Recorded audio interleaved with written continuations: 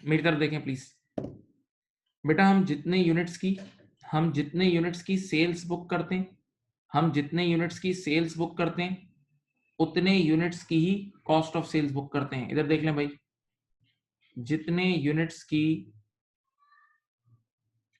हम sales book करते हैं उतने यूनिट्स की कॉस्ट बुक करते हैं। तो अगर मैं 1000 यूनिट्स की सेल्स बुक कर रहा हूं तो कॉस्ट भी मुझे 1000 यूनिट्स की बुक करनी चाहिए। लेकिन अगर मैं इस तरह की हरकत करूं कि मैं सेल्स पूरे 1000 यूनिट्स की बुक करूं और कॉस्ट सिर्फ 100 यूनिट्स की बुक करूं तो नीचे प्रॉफिट गलत आएगा। यानी सेल्स पूरी बुक कर लूं और कॉस्ट इतनी सी बुक करूं तो ये तो चोरी हो जाएगी, नीचे प्रॉफिट ही पूरा गलत आ जाएगा। तो आप जितने यूनिट्स की सेल्स बुक करते हो उतने यूनिट्स की कॉस्ट बुक करते हो। यानी जिन यूनिट्स को ऊपर सेल्स में रिकॉर्ड करते हो उन्हीं यूनिट्स को नीचे कॉस्ट में रिकॉर्ड करते हो। तभी आपने ये नाम सुना होगा, देखो ये वर्ड है ना, सेल्स में से लेस होता है cost of sales, cost of sales, cost of sales, cost of sales. या इसको कुछ बुक्स में लिखा हुआ है कॉस्ट ऑफ गुड्स सोल्ड। इसका तर्जुमा है जो गुड्स बिकी उनकी कॉस्ट। इसका तर्जुमा क्या है, जो गुड्स बिकी उनकी कॉस्ट। तो जिन गुड्स के ऊपर सेल्स बुक की है कॉस्ट भी उन्हीं यूनिट्स की बुक होगी, जिन यूनिट्स के ऊपर सेल्स बुक हुई है कॉस्ट भी उन्हीं यूनिट्स की बुक की है, तभी प्रॉफिट सही आएगा। देखो मैंने एग्जांपल फिर देख लो, अगर तुमने 1000 यूनिट्स बेचे हैं तो ऊपर सेल्स भी 1000 यूनिट्स की बुक की है, तो नीचे कॉस्ट ऑफ सेल्स भी बेटा 1000 यूनिट्स की बुक होनी चाहिए, नीचे कॉस्ट ऑफ सेल्स भी 1000 यूनिट्स की ही बुक होनी चाहिए। हाँ जी,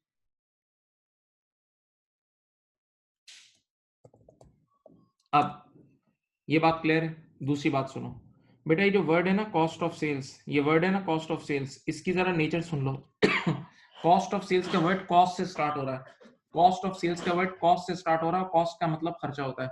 कॉस्ट ऑफ सेल्स का वर्ड कॉस्ट से स्टार्ट हो रहा है और कॉस्ट का मीनिंग है खर्चा। कॉस्ट का मीनिंग क्या है, खर्चा। तो इसका नेचर एक्सपेंस वाला ही है। कॉस्ट ऑफ सेल्स का डबल एंट्री के अंदर नेचर एक्सपेंस वाला है, यानी कॉस्ट ऑफ सेल्स बढ़ेगा तो डेबिट होगा, कम होगा क्रेडिट होगा। कॉस्ट ऑफ सेल्स बढ़ेगा डेबिट होगा, कम होगा मेरे प्यारे बच्चों क्या होगा, क्रेडिट होगा, कम होगा क्रेडिट होगा। सही है, ओके। आइए बिस्मिल्लाह करते हैं। इधर देखें, स्टॉक स्टोलन के हम केसेस शुरू करते हैं। पहले केस का नाम है नंबर 1, फर्स्ट केस का नाम है, तो देखें मैं लिख रहा हूं अनइंश्योर्ड स्टॉक स्टोलन। पहले केस का नाम है अनइंश्योर्ड स्टॉक स्टोलन, यानी जो स्टॉक चोरी हुआ है, यानी जो स्टॉक चोरी हुआ है वो अनइंश्योर्ड है, जो स्टॉक चोरी हुआ है वो अनइंश्योर्ड है, जो स्टॉक चोरी हुआ है वो अनइंश्योर्ड है। हाँ, अब बात सुने, मैं जानबूझ के एक स्टोरी, एक कहानी की फॉर्म में आपको समझाऊंगा। देखो हुआ क्या, एक दिन हमारे स्टोर रूम में, तवज्जो तवज्जो सुने, हमारे स्टोर रूम में हम रात को गए ऑफिस से, तो रात के बीच में कुछ चोर आए और उन्होंने स्टोर रूम में जंप मारी और कुछ स्टॉक चोरी करके ले गए, कुछ स्टॉक चोरी करके ले गए। सही है, हम लोग सुबह आए तो हालात बदले बदले थे, ताला शाला टूटा हुआ था और थोड़े मामला डिफरेंट थे। तो मैंने अपने अकाउंटेंट से पूछा, जो हमारे असिस्टेंट थे, मैंने कहा क्या यार क्या हुआ है, तो उसने बोला सर स्टॉक चोरी हो गया है, स्टॉक चोरी हो गया। जरा गौर से सुनना, स्टॉक चोरी हो गया है।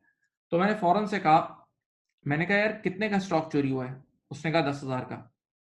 तो अब देखिए, मैंने उससे सवाल किया, मैंने अपने असिस्टेंट से बोला कि जो चोर स्टॉक चोरी करके गए, तवज्जो सुने, जो चोर स्टॉक चोरी करके गए क्या बदले में वो पैसे रख के गए? अजीब सी सवाल किया कि जो चोर स्टॉक चोरी करके गए क्या बदले में पैसे रख के गए? उसने मेरी तरफ देखा, बोला सर आपका दिमाग खराब है, चोर चोरी करके निकल जाता है, वो पैसे थोड़ी दे के जाता है। तो मैंने फिर सवाल किया कि जो चोर स्टॉक चोरी करके गए क्या वो पैसे रख के गए? उसने बोला पैसे तो नहीं दिए। तो मैं समझ गया, सुनो मेरा डायलॉग, कि जो स्टॉक चोरी हुआ है, जो स्टॉक चोरी हुआ है वो ऊपर सेल्स में रिकॉर्ड नहीं हुआ होगा, जो स्टॉक चोरी हुआ है वो ऊपर सेल्स में रिकॉर्ड नहीं हुआ होगा। तो जो चीज ऊपर सेल्स में शामिल नहीं है वो नीचे कॉस्ट ऑफ सेल्स से भी निकाल देंगे, जो चीज ऊपर सेल्स में शामिल नहीं है उसको नीचे कॉस्ट ऑफ सेल्स से भी निकाल देंगे। तो स्टॉक स्टोलन को यहाँ कॉस्ट ऑफ सेल्स से निकाल देंगे। सबसे पहले स्टॉक स्टोलन को कॉस्ट ऑफ सेल्स से आउट कर देंगे, क्योंकि ये वो स्टॉक है जो बिका ही नहीं है, ये वो स्टॉक है जो बिका ही नहीं है। तो जो स्टॉक ऊपर ऊपर सेल्स में रिकॉर्ड नहीं हुआ, जो स्टॉक ऊपर सेल्स में रिकॉर्ड नहीं हुआ कॉस्ट ऑफ सेल में भी रिकॉर्ड नहीं होगा, तो कॉस्ट ऑफ सेल्स से निकाल देंगे। जब कॉस्ट ऑफ सेल्स से निकाल देंगे तो मेरे बच्चों कॉस्ट ऑफ सेल्स कम हो जाएगी, कॉस्ट ऑफ सेल्स कम हो जाएगी। अब डबल एंट्री की फॉर्म में बात करता हूँ। डबल एंट्री की फॉर्म में कॉस्ट ऑफ सेल्स का नेचर खर्चे जैसा है, तो कॉस्ट ऑफ सेल्स कम होगी तो क्रेडिट होगी। देखो एंट्री देखो, कॉस्ट ऑफ सेल्स क्रेडिट 10,000, और देखो मैंने वहां पोस्ट भी कर दिया, cost of sales credit 10,000, cost of sales credit 10,000। अब मैं वहीं खड़ा था सबके सामने, और मैंने ये सेल फोन निकाला, मैंने अपने इंश्योरेंस एजेंट को कॉल मिलाई, मैं वहीं खड़ा था सबके सामने, और मैंने अभी आधी एंट्री बनी है, पूरी नहीं बनी। मैं वहीं खड़ा था और मैंने अपना सेल फोन निकाल के अपने स्टॉक एजेंट को कॉल की। मैंने कहा हाँ यार स्टॉक चोरी हो गया है। उसने कहा आप अपना नंबर बताएं इस स्टॉक का। मैंने कहा टक टक 121 जो भी नंबर था। तो उसने अपने सिस्टम में डाला और बोला भाई ये वाला स्टॉक तो आपने इंश्योर्ड ही नहीं कराया, ये वाला स्टॉक तो आपने इंश्योर्ड ही नहीं कराया। तो जैसे ही इसने बोला ना कि योर स्टॉक इज अनइंश्योर्ड, तो मैंने उसको बोला माजरत की, सॉरी करा, और फिर मैंने फोन रखा और मैं समझ गया कि ये चोरी हो गया है तो मेरा नुकसान है, ये स्टॉक इंश्योर्ड नहीं है तो सारा का सारा नुकसान मेरा है। तो अब देखो मैं नुकसान यानी अदर एक्सपेंस बुक करूंगा। ये देखो सामने देखो, यहाँ मैं डेबिट करूंगा लॉस ऑफ स्टॉक के नाम से, ये एक अदर एक्सपेंस 10,000 का डेबिट कर लूंगा। और अदर एक्सपेंसेस इधर देखो, अदर एक्सपेंसेस को इधर देखो, ये जीपी है ना, जीपी के बाद यहाँ नीचे इनकम स्टेटमेंट में अदर एक्सपेंसेस लिखते हैं लॉस ऑफ स्टॉक के नाम से, जीपी के बाद अदर एक्सपेंसेस लिखते हैं लॉस ऑफ स्टॉक के नाम से, जीपी के नीचे अदर एक्सपेंसेस लिखते हैं लॉस ऑफ स्टॉक के नाम से। हाँ जी, तो बेटा ये आपके सामने इस वक्त एक एंट्री बनाई गई है, इस वक्त आपके सामने आपकी खिदमत में एक एंट्री बनाई गई है, देख लें, मैं हाईलाइट कर रहा हूँ। ये एंट्री है लॉस ऑफ स्टॉक डेबिट और cost of sales credit, loss of stock debit और cost of sales, loss of stock debit और कॉस्ट ऑफ सेल्स क्रेडिट, ये एंट्री नजर आ रही है। हाँ, तो आज के बाद कभी भी स्टॉक स्टोलन होगा तो यूं सोच लेना कि जो स्टॉक चोरी हुआ है उसके बदले पैसे तो मिले नहीं है, तो जो स्टॉक चोरी हुआ है वो पर सेल्स में शामिल नहीं है, जो स्टॉक चोरी हुआ है वो पर सेल्स में शामिल नहीं है, तो नीचे कॉस्ट ऑफ सेल से भी निकाल देंगे। देखो ये कॉस्ट ऑफ सेल से निकाल दिया, यहाँ ये निकाल दिया। हाँ, फिर उसके बाद आप देख लेना अनइंश्योर्ड है तो नुकसान भी तो हुआ है, अनइंश्योर्ड है तो नुकसान भी हुआ है, तो ये नुकसान जीपी के बाद अलग से बुक कर लेना, ये नुकसान जीपी के बाद अलग से बुक कर लेना, जीपी के बाद अलग से बुक कर लेना। अब देखें कुछ चीजें बहुत ज्यादा कॉन्सेप्चुअल है और उसमें बहुत सीखने का है, स्पेशली दिस टॉपिक। मैं आपको कुछ कॉन्सेप्ट सिखाने जा रहा हूँ। बच्चे ने कहा, ये बच्चे ने मासूमियत से बोला सर ये जो आपने इस वक्त जो सॉल्व करा है बिल्कुल सही है। मैंने कहा बिल्कुल सही है, पूरी दुनिया में ये यूज हो रहा है और सालों से यूज हो रहा है, बिल्कुल सही काम है। बच्चे ने कहा कोई और एविडेंस दे सकते हैं आप? मैंने कहा दे सकता हूँ। मैं आपको एक छोटे से आम मामूली दुकानदार की एग्जांपल देता हूँ, एक मामूली दुकानदार की एग्जांपल देता हूँ और उससे साबित करता हूँ। सुनो, एक शॉपकीपर था, सुकून से सुनो, वो एक हफ्ते पहले 10,000 का स्टॉक खरीद के लाया। एक शॉपकीपर था जो एक हफ्ते पहले 10,000 का स्टॉक खरीद के लाया। इस हफ्ते वो 10,000 का स्टॉक चोरी हो गया चोरी, और वो स्टॉक अनइंश्योर्ड था, तो उसको 10,000 का लॉस हुआ ना, उस दुकानदार को 10,000 का लॉस हुआ ना। तो उस दुकानदार की इनकम स्टेटमेंट में नेट नेगेटिव इंपैक्ट 10,000 का आना चाहिए, उस दुकानदार की इनकम स्टेटमेंट में नेट नेगेटिव इंपैक्ट 10,000 का आना चाहिए। आइए मैं उसी दुकानदार की बुक्स बना रहा हूँ, देखते हैं उसकी बुक्स में नेट नेगेटिव इंपैक्ट 10,000 का आ रहा है नहीं आ रहा। सब देखो बोर्ड पे, देखो सब बोर्ड पे देखो, यहाँ देखें, स्क्रीन देखें, इनकम स्टेटमेंट नजर आ रही है। जरा सोचो, जो स्टॉक आपका चोरी हुआ है, सिर्फ यूं सोचें, जो स्टॉक चोरी हुआ है आपने खुद भी तो एक हफ्ते पहले खरीदा होगा, जो स्टॉक आपका चोरी हुआ है वो आपने खुद भी तो एक हफ्ते पहले खरीदा होगा, या आप भी चोरियां करते हो? आप तो चोरी नहीं करते ना बेटा, आप तो खरीदते हो ना। तो जो स्टॉक आपका चोरी हुआ है आपने खुद भी एक हफ्ते पहले खरीदा होगा, तो आपने जब स्टॉक खरीदते हो तो परचेजेस डेबिट करते हो। तो इधर देखें, स्क्रीन पे देखें, इस परचेजेस के अंदर ये 10,000 शामिल है। जो स्टॉक चोरी हुआ है, जो स्टॉक चोरी हुआ है, स्क्रीन पे देखें, वो 10,000 इस परचेजेस में शामिल है, वो परचेजेस में शामिल हुआ होगा, सही है। तो अब आज जैसे ही स्टॉक चोरी हुआ तो आपने सबसे पहले इधर देखें, सबसे पहले कॉस्ट ऑफ सेल से 10,000 निकाल दिए, सबसे पहले कॉस्ट ऑफ सेल से 10,000 निकाल दिए। जरा आंखें खोलो, इस परचेजेस में 10,000 शामिल थे, जो स्टॉक चोरी हुआ है वो ऑलरेडी परचेजेस में शामिल था, वो यहां से निकल दिया, तो +10 -10 यहां तक नेट इंपैक्ट 0 आया। देखो +10 -10 कॉस्ट ऑफ सेल्स तक नेट इंपैक्ट 0 आया, तो जब यहां तक नेट इंपैक्ट 0 आया तो यहां भी 0 आया। सोचो भाई, जो स्टॉक चोरी हुआ है आपने खुद भी तो एक हफ्ते पहले खरीदा होगा, जब आपने खुद एक हफ्ते पहले खरीदा होगा तो परचेजेस में शामिल होगा, तो परचेज में 10,000 शामिल थे, आपने फौरन से 10,000 स्टॉक स्टोलन के नाम से नीचे से निकाल दिए। तो +10 देखो भाई, -10 नेट इंपैक्ट क्या आया? 0। तो कॉस्ट ऑफ सेल्स में नेट इंपैक्ट 0 हो गया, तो जीपी तक 0 है। अब बताओ 0 में से 10,000 माइनस करोगे तो नीचे आपकी इनकम स्टेटमेंट में नेट नेगेटिव इंपैक्ट 10,000 नहीं आ जाएगा? इनकम स्टेटमेंट में नेट नेगेटिव इंपैक्ट 10,000 नहीं आ जाएगा? और यकीन करें उस दुकानदार के साथ भी यही हुआ था, उस दुकानदार के साथ भी यही हुआ था, उस दुकानदार के साथ भी यही हुआ था। हाँ पक्का ऐसा ही है। तो अब देख लें आपके सामने, इसको मैं आपको दे रहा हूं 2-3 मिनट, इसको कॉपी कर लें, बेहतर है अपने नोट्स कॉपी करें, नोट्स कॉपी करें, लिख लें से, कम ऑन। तो ये पहला केस मैंने आपको करा दिया, uninsured stock stolen, uninsured stock stolen करा दिया है।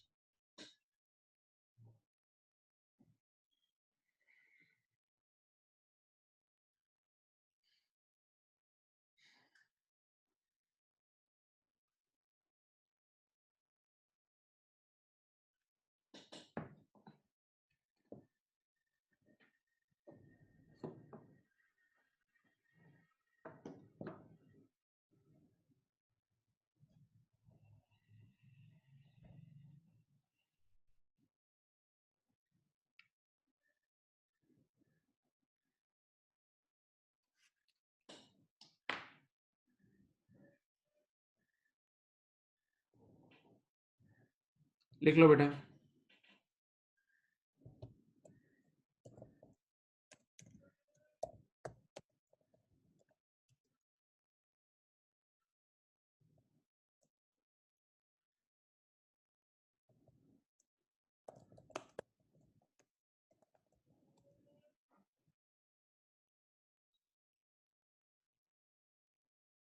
बेटा प्लीज नोट डाउन कर लेंगे।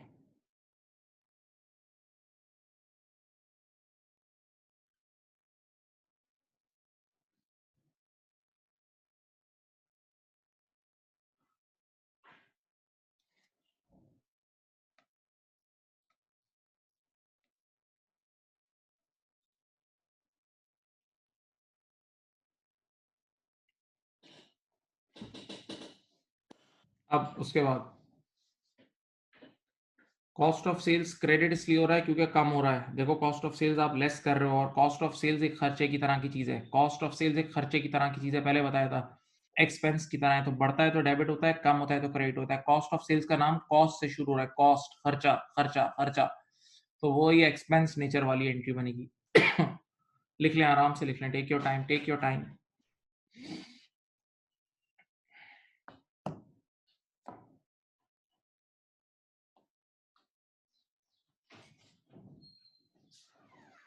कॉल करके पूछ ले।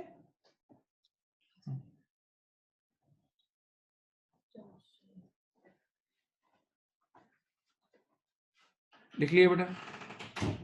अब let me tell you the second case, second case की तरफ मूव करेंगे। अब हम देखें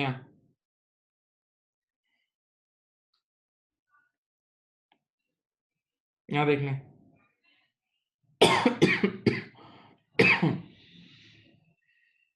सुनिए अब क्या हुआ, अब मैं नाम लिख रहा हूं, सेकंड केस का नाम है insured stock stolen.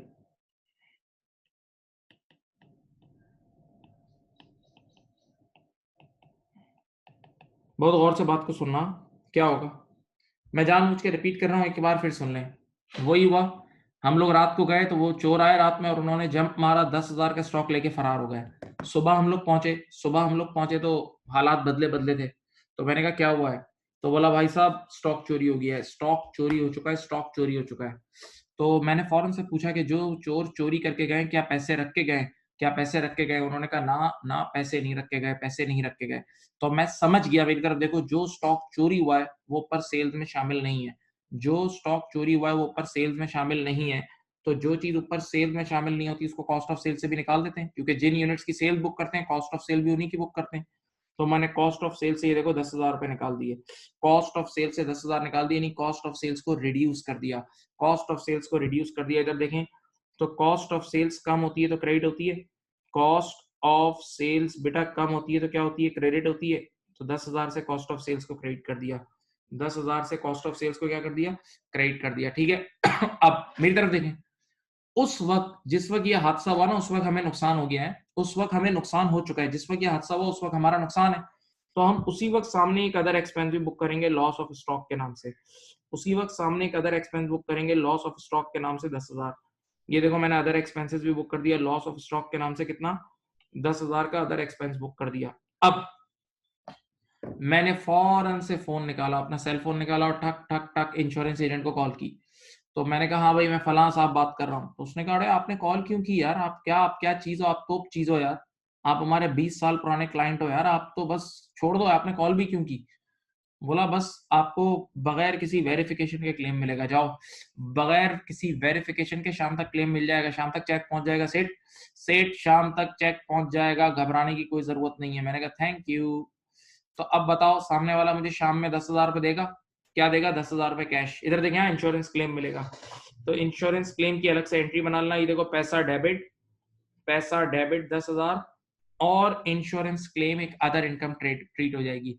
Insurance claim एक अदर इनकम ट्रीट हो जाएगी, इंश्योरेंस क्लेम एक अदर इनकम ट्रीट हो जाएगी 10,000 की। ये देखते रहें, ये देखो। तो अब मैं देखो जीपी के बाद एक तो आते हैं अदर एक्सपेंसेस, आप सबने पढ़ा हुआ है, जीपी के बाद एक अदर एक्सपेंसेस आते हैं और एक चीज आती है अदर इनकम। एक अदर एक्सपेंसेस आते हैं और एक आती है अदर इनकम। तो अदर इनकम इंश्योरेंस क्लेम के नाम से हम यहाँ लिख देंगे, इंश्योरेंस क्लेम अदर इनकम की आ जाएगी 10,000, इंश्योरेंस क्लेम अदर इनकम की आ जाएगी 10,000। ओके हाँ जी। तो अब मेरी अर्ज सुने, यहाँ देखें, चाहे इंश्योर्ड हो या अनइंश्योर्ड हो, पहली एंट्री तो हमेशा बनेगी। चाहे इंश्योर्ड हो या अनइंश्योर्ड हो, पहली एंट्री ये वाली तो बाटा एंट्री समझ लो, ये वाली एंट्री तो बाटा एंट्री समझ लो, ये देख लो, ये वाली एंट्री तो हमेशा बनेगी। लॉस ऑफ स्टॉक डेबिट और लॉस ऑफ स्टॉक डेबिट और cost of sales credit, loss of stock debit और कॉस्ट ऑफ सेल्स क्रेडिट, ये एंट्री तो हमेशा ही बनेगी चाहे इंश्योर्ड हो या अनइंश्योर्ड हो। अब अगर इंश्योर्ड होगा तो एक और एंट्री है, इंश्योर्ड होगा तो एक और एंट्री है। बच्चे ने मासूमियत से कहा, बच्चे ने कहा सर एक सवाल है। मैंने कहा क्या। बोला जिस तरह भी आपने पिछली एग्जांपल में, जिस तरह आपने पिछली एग्जांपल में दुकानदार पे रख के समझाया था, पिछली एग्जांपल में आपने एक शॉपकीपर और दुकानदार पे हमें रख के समझाया था, कि आप इस एग्जांपल में भी दुकानदार पे रख के बात समझा सकते हो। मैंने कहा हाँ समझा दूंगा, इस एग्जांपल में भी मैं दुकानदार पे, एक आम दुकानदार पे रख के बात समझा दूंगा। बच्चे ने कहा समझा दो। सुनो बात सिर्फ ये, इधर मेरी तरफ देखें, सामने देखें, बेटा एक दुकानदार था, उसने एक हफ्ते पहले स्टॉक खरीदा, एक दुकानदार था उसने एक हफ्ते पहले 10,000 का स्टॉक खरीदा। इस हफ्ते वो 10,000 का स्टॉक चोरी हो गया और पूरे के पूरे 10,000 का क्लेम इंश्योरेंस कंपनी से मिल गया। वापस सुने, एक हफ्ते पहले दुकानदार ने 10,000 का स्टॉक खरीदा था, इस हफ्ते वो 10,000 का स्टॉक चोरी हो गया और पूरे के पूरे 10,000 का क्लेम इंश्योरेंस कंपनी से मिल गया, पूरे के पूरे 10,000 का क्लेम इंश्योरेंस कंपनी से मिल गया, पूरे के पूरे 10,000 का क्लेम इंश्योरेंस कंपनी से मिल गया। तो दुकानदार को कोई नुकसान नहीं हुआ, नेट प्रॉफिट और लॉस जीरो हुआ है। 10,000 का स्टॉक चोरी हुआ, पूरे 10,000 मिल गए, नेट प्रॉफिट और लॉस जीरो है, नेट प्रॉफिट और लॉस क्या है, जीरो है। ओके अब मेरी बात सुने, मैं साबित करता हूं इस मेरी जो एंट्रीज मैंने बनाई है वहां से। सुनो भाई, एक हफ्ते पहले, सामने देखें, एक हफ्ते पहले दुकानदार ने स्टॉक खरीदा होगा तो परचेजेस रिकॉर्ड की होगी। एक हफ्ते पहले जो दुकानदार ने स्टॉक खरीदा होगा तो परचेजेस रिकॉर्ड की होगी। इधर देखें, तो ये जो इनकम स्टेटमेंट में परचेजेस नजर आ रही है ना, इसमें 10,000 शामिल होगा। इनकम स्टेटमेंट में जो परचेजेस नजर आ रही है इसमें 10,000 शामिल होगा जो स्टॉक चोरी हुआ है। आप स्टॉक चोरी होते ही पहले 10,000 यहां से निकाल दोगे, आप स्टॉक चोरी होते ही पहले 10,000 यहां से, पहले 10,000 आप यहां से निकाल दोगे। तो इधर देखो, इधर देखो स्क्रीन पे, एक बार परचेजेस में 10,000 शामिल था, आपने 10,000 निकाल दिया, तो +10 -10 यहां तक नेट इंपैक्ट जीरो आया। कॉस्ट ऑफ सेल में नेट इंपैक्ट जीरो आया तो जीपी तक भी इंपैक्ट जीरो आएगा।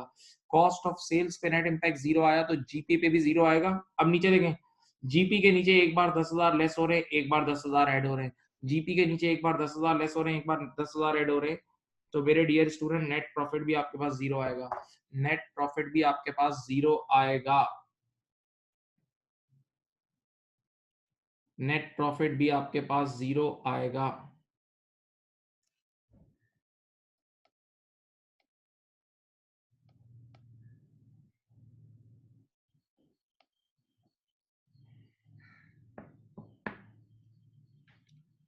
हाँ जी। तो ये सेकंड केस था जिसका नाम था इंश्योर्ड स्टॉक स्टोलन, ये सेकंड केस था जिसका नाम क्या था, insured stock stolen. Second case का नाम क्या था, इंश्योर्ड स्टॉक स्टोलन। बेटा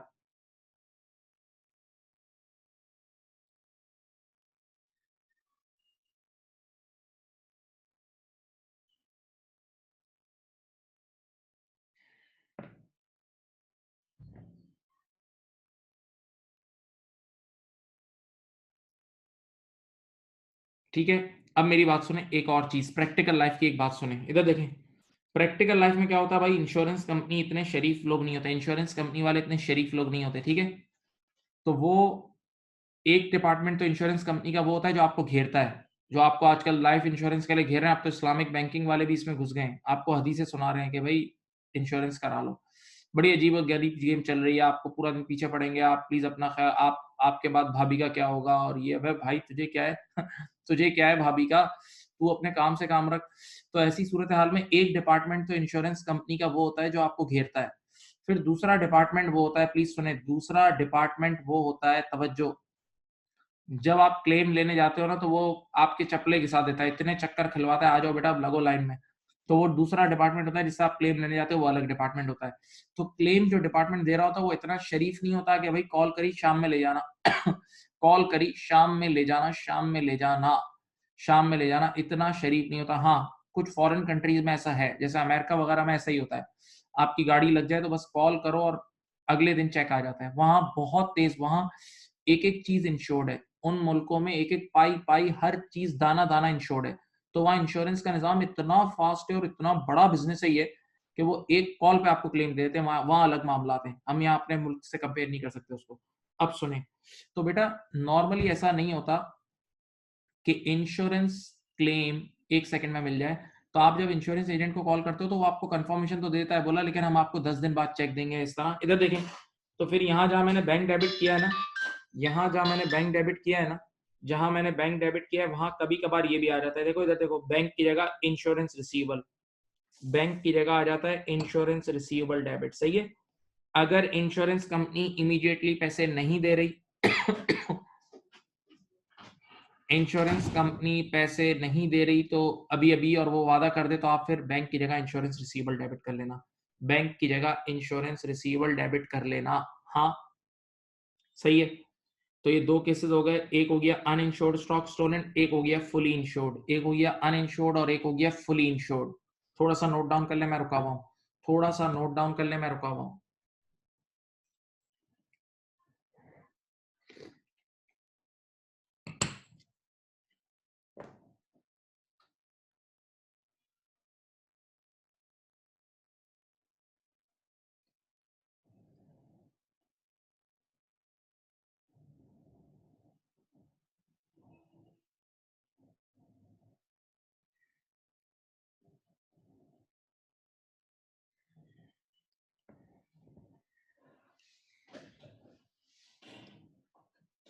अब तीसरा केस है जो रियल लाइफ केस है, जिसको हम बोलते हैं पार्शियली इंश्योर्ड। यहां देखें, रियल लाइफ एक केस है जिसका नाम होता है पार्शियली इंश्योर्ड।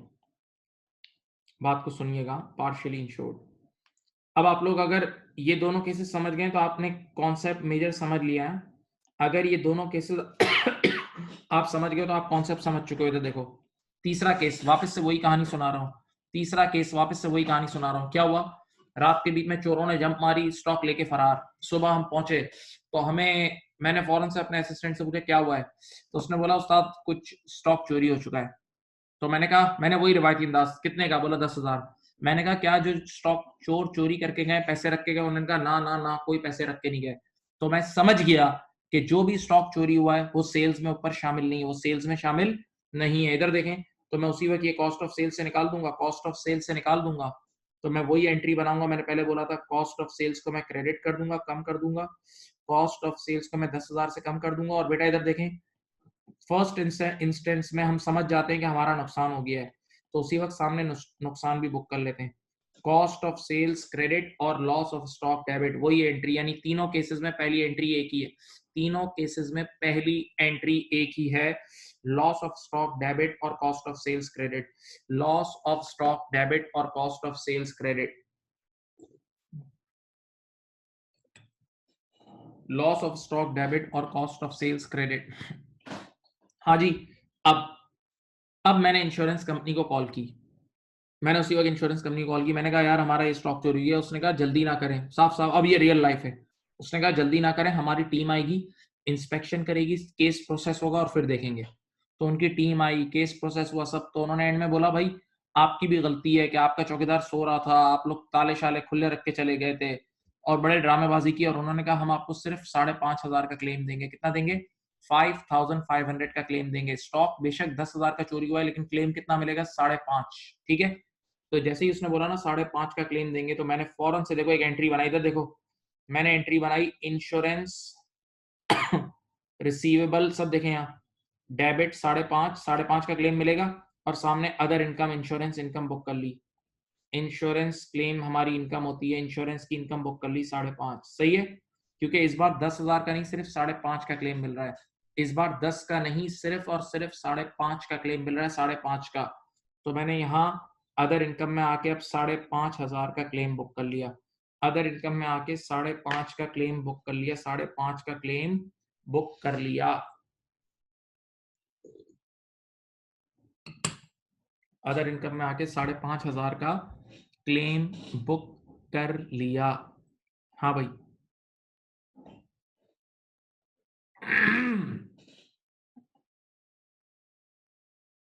अब मेरी अर्ज सुने, यहाँ देखें, सामने देखें।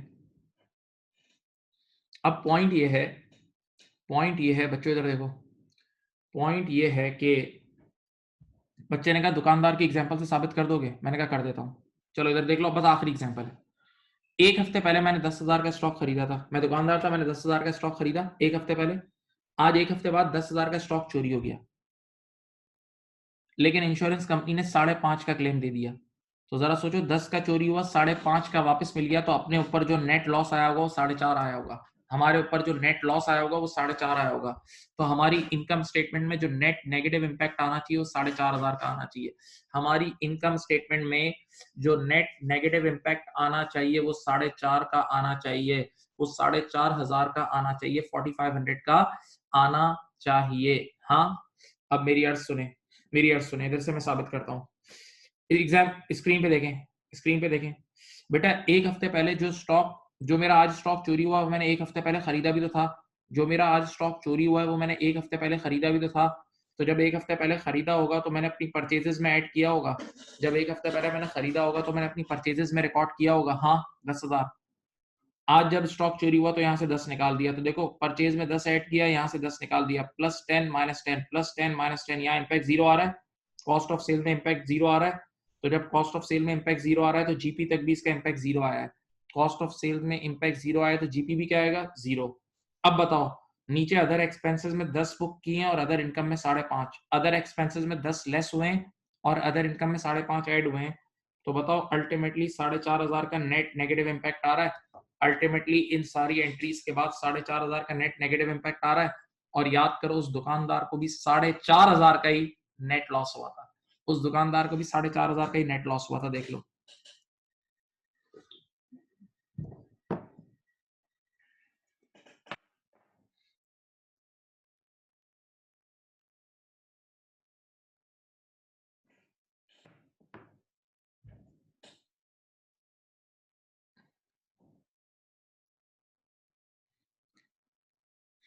तो ठीक है भाई, दुकानदार को 4,500 का नेट नेगेटिव लॉस हुआ था और वो इस एग्जांपल से प्रूव हो रहा है। तो अब देखो, सारी कहानी का मैं निचोड़, पूरी कहानी का निचोड़, सेंट्रल आइडिया बता रहा हूँ।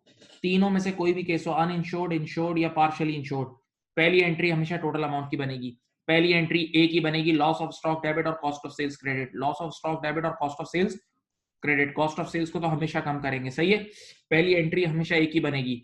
लेकिन मेरी तरफ देखें, उसके बाद जो आपकी सेकंड और थर्ड एंट्रीज है, मेरे बच्चों मेरी बात सुनो, सेकंड और थर्ड जो आपकी एंट्रीज हैं, सेकंड और थर्ड एंट्रीज जो थी ना, इंश्योर्ड और अनइंश्योर्ड, उसमें जितना इंश्योरेंस क्लेम मिल रहा होगा उतनी इंश्योरेंस की अलग से एंट्री बना लेना है। देखो, इंश्योरेंस यहाँ पूरा 10 मिल रहा था और यहाँ कितना मिल रहा था? 5.5। तो इंश्योरेंस जितना मिल रहा होगा उसकी अलग से एंट्री बना लेना, सही है। सही। आपके सामने मैं तीसरा केस रख रहा हूँ, ये एंट्रीज भी कॉपी कर लें पार्शियली इंश्योर्ड की। पार्शियली इंश्योर्ड की एंट्रीज भी कॉपी कर लें पूरा, ताकि डॉक्यूमेंट तैयार हो जाए।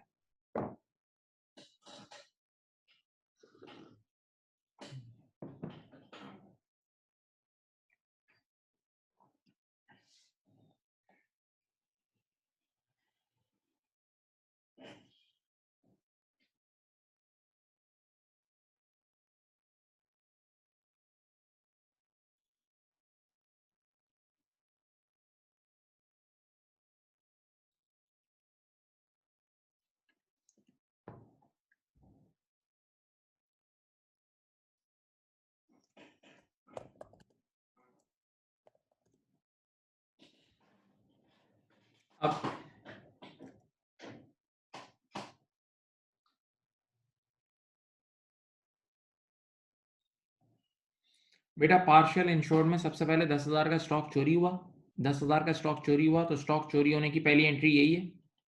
और फिर जब आपने इंश्योरेंस कंपनी को कॉल की तो इंश्योरेंस कंपनी ने कहा हम पूरा क्लेम नहीं देंगे, हम सिर्फ 5.5 का क्लेम देंगे। तो जितना उन्होंने क्लेम दिया उसकी आपने जैसे ये एंट्री बनाई तो अल्टीमेटली आपका अपना नुकसान कितना रह गया? आपका अपना नुकसान 4,500 का रह गया है। नहीं, एंट्री में 4,500 का लॉस शो नहीं करेंगे, वो खुद ब खुद आएगा बेटा, वो खुद ब खुद आएगा, इनकम स्टेटमेंट में खुद रिफ्लेक्ट हो जाएगा। इन दोनों एंट्रीज का जो डिफरेंस होगा, मेरी तरफ देखिए मेरे प्यारे प्यारे बच्चों, इन दोनों एंट्रीज का जो डिफरेंस होगा वो खुद ब खुद आपकी इनकम स्टेटमेंट में रिफ्लेक्ट हो जाएगा, वो खुद ब खुद आपकी इनकम स्टेटमेंट में रिफ्लेक्ट हो जाएगा मेरे अजीज डियर स्टूडेंट्स।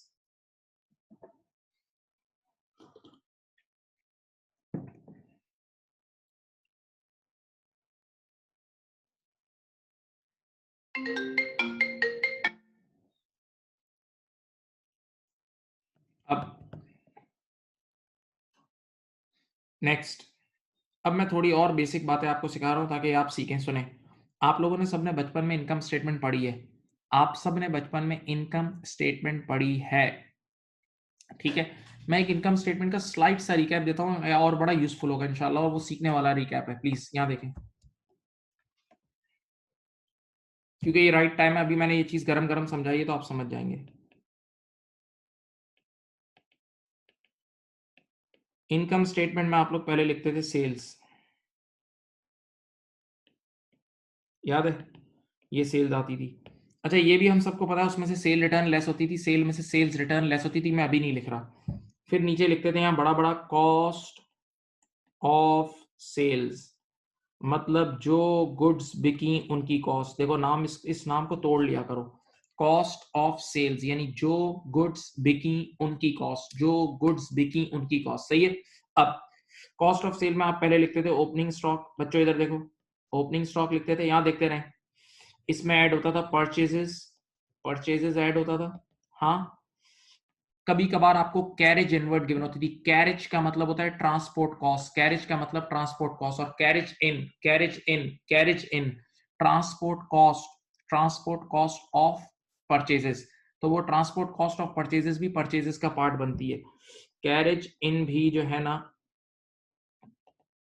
वो परचेसेस का पार्ट बन जाएगी, सही है, तो ऐड हो जाएगी। अब यहां से मैं जरा लॉजिकल बातें बताता हूं जो बचपन में आपने पढ़ी हुई है, लेकिन शायद कुछ बच्चों को उसकी लॉजिक नहीं आती, तो मैं लॉजिक के साथ बात करूंगा। अब इसमें से एक चीज लेस होती है, लेस रिटर्न आउटवर्ड, याद है, लेस रिटर्न आउटवर्ड, ये इसको परचेज रिटर्न भी बोलते हैं। लेस रिटर्न आउटवर्ड इसमें से लेस होता है, याद है, क्यों लेस होता है, एक मिनट, रिटर्न आउटवर्ड क्यों लेस होता है, मेरी तरफ देखें, return outward means purchase return, return outward means purchase return, सुने, यानी परचेज रिटर्न का मतलब वो गुड्स जो मैंने सप्लायर को वापस कर दी, परचेज रिटर्न का मतलब वो गुड्स जो मैंने सप्लायर को ही वापस कर दी, सप्लायर को वापस कर दी, दिमाग से सोचो, तो वो गुड्स जो मैंने सप्लायर को वापस कर दी, जो गुड्स मैंने सप्लायर को वापस कर दी वो बिकी थोड़ी है, वो बिकी थोड़ी है। तो जब बिकी नहीं है तो ऊपर सेल में शामिल नहीं होगी ना, जब बिकी नहीं है तो ऊपर सेल में शामिल नहीं होगी, तो नीचे कॉस्ट ऑफ सेल से भी निकाल देंगे। भाई जो चीज ऊपर सेल्स में ही शामिल नहीं है, जो चीज ऊपर सेल्स में ही शामिल नहीं है वो नीचे कॉस्ट ऑफ सेल्स से भी फारिग कर देंगे, वो नीचे कॉस्ट ऑफ सेल्स से भी फारिग कर देंगे, कॉस्ट ऑफ सेल्स से भी फारिग कर देंगे, सही है।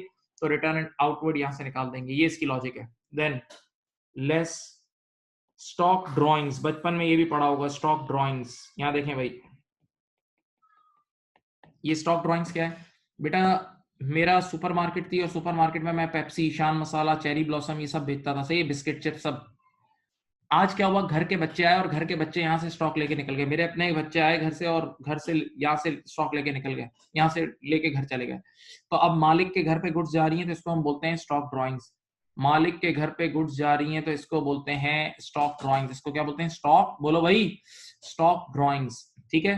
तो जो गुड्स घर चले गई, जो गुड्स घर चले गई वो बिकी थोड़ी है, जो गुड्स घर चले गई वो बिकी नहीं है, तो जब बिकी नहीं है तो ऊपर सेल्स में शामिल नहीं होगी, ऊपर सेल्स में शामिल तो नीचे कॉस्ट ऑफ सेल से भी उसको आउट करना होगा, उसको कॉस्ट ऑफ सेल से भी आउट करना होगा, सही है।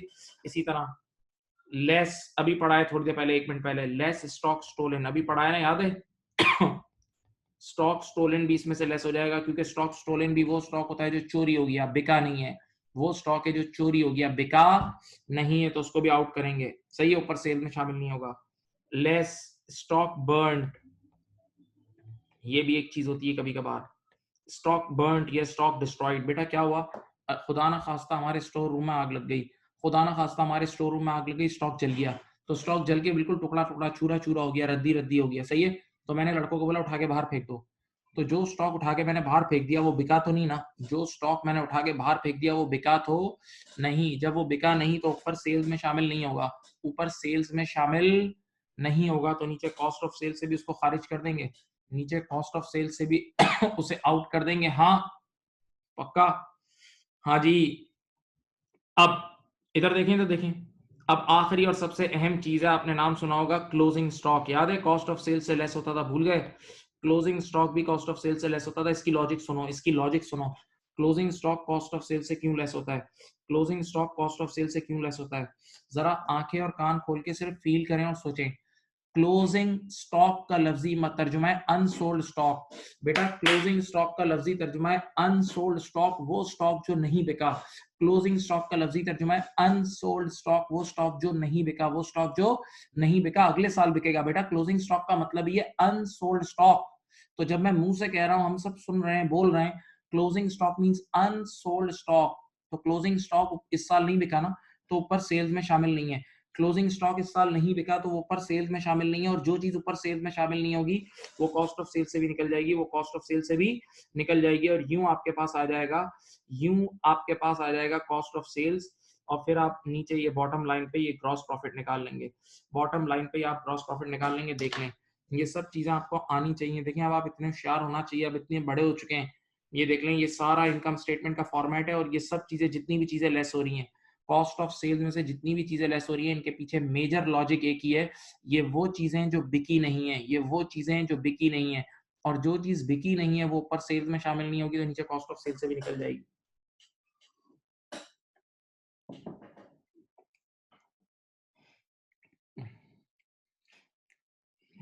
अब देखो मैं तुम्हें एक और बड़ी जबरदस्त लाखों की बातें सुनो, लाखों की बातें प्लीज। यहां देखें, इनमें से कुछ चीजें ऐसी हैं, सामने देखें, इनमें से कुछ चीजें ऐसी हैं जो नुकसान भी है, इनमें से कुछ चीजें ऐसी हैं जिनका नुकसान भी हुआ है। जैसे स्टॉक स्टोलन एक नुकसान है, और स्टॉक बर्न्ड एक नुकसान है। ये दो नजर आ रहे हैं? स्टॉक स्टोलन भी एक नुकसान है और स्टॉक बर्न्ड भी एक नुकसान है। ये नुकसान है, नुकसान। तो ये नीचे अदर एक्सपेंसेस में भी आएंगे, ये दोनों नीचे अदर एक्सपेंसेस में भी आएंगे। नहीं समझे बेटा? इस पूरी लिस्ट में से स्टॉक स्टोलन एक नुकसान है और स्टॉक बर्न्ड भी एक नुकसान है, ये नुकसान है, तो ये अदर एक्सपेंसेस में भी आएंगे। लेकिन स्टॉक ड्राइंग्स कोई नुकसान नहीं है। घर पे कोई चीजें ले जा रहे हो तो ड्राइंग्स आप बचपन में आप सब पढ़ चुके हैं, और नहीं पता तो सुन ले, ड्राइंग्स कभी भी एक्सपेंस नहीं होता। ड्राइंग्स का मतलब ओनर के घर के खर्चे, तो ओनर के घर के खर्चे कभी भी बिजनेस का एक्सपेंस नहीं होते। ओनर के घर के खर्चे कभी भी बिजनेस का एक्सपेंस नहीं होते। हाँ, तो ड्राइंग्स कभी भी नीचे एक्सपेंसेस में नहीं आएगा, सोचना भी नहीं, सोचना भी नहीं, कबीरा गुनाह हो जाएगा, सही है। तो इनमें से दो चीजें नीचे एक्सपेंसेस में भी आएंगी, और अगर वो इंश्योर्ड हुई, अगर वो इंश्योर्ड हुई तो उनका इंश्योरेंस क्लेम आ जाएगा जो आपको पड़ा है। अगर वो इंश्योर्ड हुई तो उनका इंश्योरेंस क्लेम आ जाएगा जो आपको पड़ा है, सही है। तो ये आपके सामने, मेरी रिक्वेस्ट है इसको कॉपी करें, बड़ी सदाबहार फॉर्मेट है, याद रख, जहन में डालने वाला फॉर्मेट है।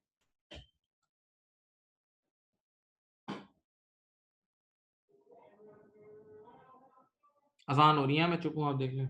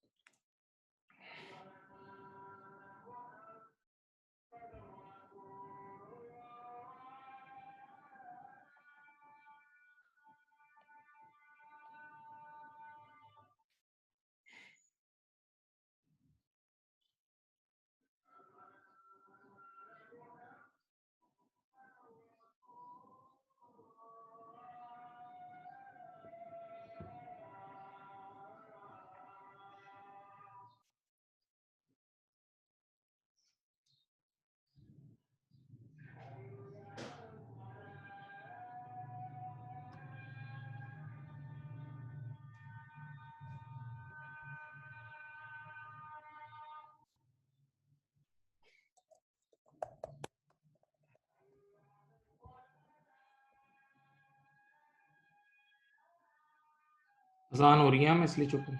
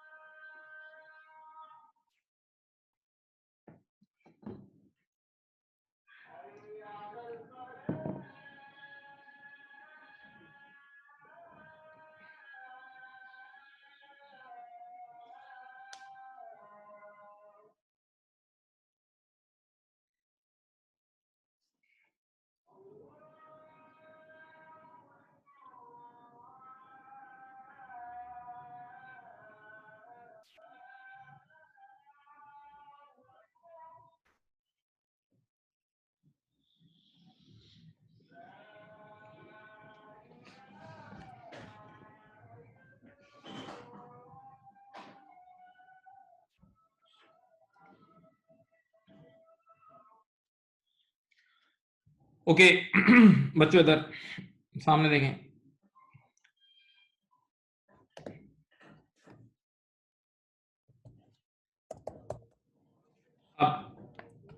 अब इस सारी बात के बाद, अच्छा देखिए, मैंने इसमें कैरेज इनवर्ड लिखा है, कैरेज आउटवर्ड नहीं लिखा है। एक और वर्ड होता है, वो आप लोगों को पता है। राइट नाउ मैं वो चीज अभी पढ़ा नहीं रहा, लेकिन एक किसी ने सवाल पूछा था। कैरेज आउटवर्ड जो है ना बेटा, वो अदर एक्सपेंसेस में आएगा डेफिनेटली। कैरेज का मतलब transport cost, carriage means transport cost. Inward का मतलब खरीदते वक्त यानी परचेजेस की। आउटवर्ड का मतलब बेचते वक्त की। तो वो हमारी डिस्ट्रीब्यूशन कॉस्ट होती है, और वो जीपी ग्रॉस प्रॉफिट के बाद अदर एक्सपेंसेस में आती है। ग्रॉस प्रॉफिट के बाद अदर एक्सपेंसेस में आती है बेटा, वो अदर एक्सपेंसेस में आती है। सही है। अच्छा, अब मैं आपको एक किस्सा सुनाता हूँ जस्ट फॉर योर लर्निंग, और थोड़ा आप लोग का दिमाग उससे ब्रॉड होगा। और मैंने कुछ बच्चों को पहले भी ये आप लोग की क्लास में शायद बताया हुआ होगा, लेकिन फिर ओवरऑल एक रिवीजन भी हो जाएगा। बताता हूँ। ये सवाल किसी स्टूडेंट का आया था एग्जामिनेशन में। एग्जामिनेशन का क्वेश्चन है, रियल लाइफ एग्जाम में आ चुका है। सही है, किसी बच्चे ने बताया था, आप लोग का शेयर करता हूँ। सुनो, आप कहानी सुने। एक साहब थे, उनका लैपटॉप का बिजनेस था, यानी वो लैपटॉप खरीद के बेचते थे। सब गौर से सुने। एक साहब थे, उनका लैपटॉप का बिजनेस था, वो लैपटॉप खरीद के बेचते थे। तो पक्की बात है, लैपटॉप उनके लिए इन्वेंटोरी होगी। लैपटॉप उनके लिए क्या होगी? इन्वेंटोरी होगी। सही है, पक्का। अच्छा, उसी बंदे की जो बेटी थी ना, उस बंदे की बेटी अपनी अब्बा की कंपनी में जॉब कर रही थी। उस बंदे की जो बेटी, डॉटर, अपने बाप की कंपनी में जॉब कर रही थी। दिस इज वेरी कॉमन, ऐसा होता है, घर वाले भी जॉब करते हैं। सही है। आज क्या हुआ, इधर देखें, बेटी ऑफिस में बैठ के बिजनेस का लैपटॉप यूज कर रही थी। बेटी ऑफिस में बैठ के बिजनेस का लैपटॉप यूज कर रही थी। अचानक से लैपटॉप खराब हो गया। ऐसा खराब हो गया, जीरो का हो गया, खराब हो गया बिल्कुल। तो अब्बा के पास गई, तो अब्बा जान ने बोला, बेटा उस लैपटॉप को फेंक दो, छोड़ दो, और जाओ, अपना अपना तो काम ही लैपटॉप का है, बेटा स्टोर रूम में जाएं और एक नया लैपटॉप निकाल के ऑफिस में ले आए, और आज के बाद आप उसको यूज करना। फिर सुने, बाप ने बेटी को बोला कि जो पुराना लैपटॉप है उसको डस्टबिन में डाल दो, और नया लैपटॉप जाके स्टोर रूम से निकालो, और अब आज के बाद यहाँ बिजनेस में उसको ये नया लैपटॉप यूज करना। सही है। अब एग्जामिनर ने आपसे क्या बोला था? डबल एंट्री बनाए इस ट्रांजेक्शन की, राइट ऑफ वाली नहीं। जो लैपटॉप खराब हो गया वो तो नुकसान है, मुझे ही पता है, छोड़ दो। जो अभी अभी ये जो बेटी स्टोर रूम गई है, बेटी स्टोर रूम गई है, और स्टोर रूम से बेटी ने लैपटॉप निकाला है, और आज के बाद बिजनेस में यूज करेगी। आज के बाद बिजनेस में यूज करेगी, तो इसकी एंट्री बनाए। इसकी एंट्री बनाए। मैं 1-2 मिनट चुप हूँ, आप लोग अपने अपने पास एंट्रीज बना ले, फिर मैं बताता हूँ। मैं 2 मिनट चुप हूँ।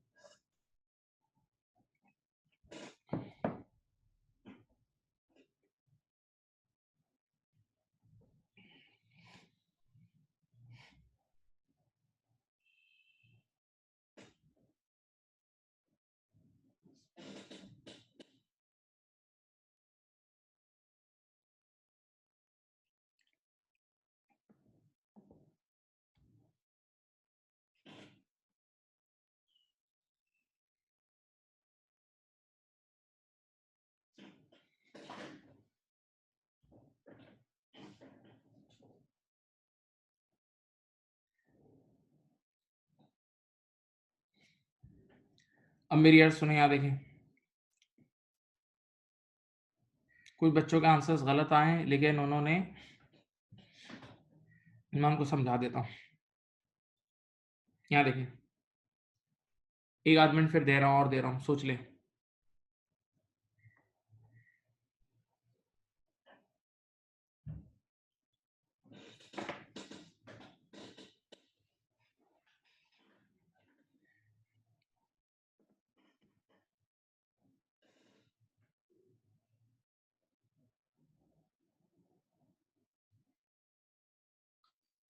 यहाँ देखें, सामने देखें बेटा, इसके 3 जवाबात अलग-अलग बच्चे देते हैं, मैं तीनों जवाब बता रहा हूँ।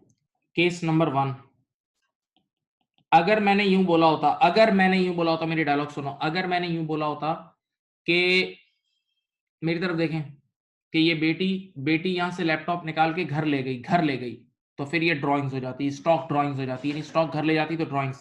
तो इसकी एंट्री क्या बनती, फिर ड्राइंग्स डेबिट होता, ड्राइंग्स हमेशा डेबिट होगा, इक्विटी कम हो रही है। और जो लैपटॉप स्टोर रूम से निकल गया वो बिका तो नहीं ना, जो स्टोर रूम से निकल गया और घर चले गया वो बिका तो नहीं ना।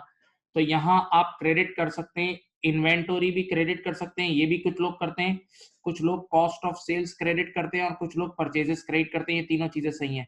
कुछ लोग इन्वेंटोरी डायरेक्ट क्रेडिट कर देते हैं, ये भी सही है, कॉस्ट ऑफ सेल्स क्रेडिट कर देते हैं, ये भी सही है, परचेजेस क्रेडिट कर देते हैं, ये भी सही है।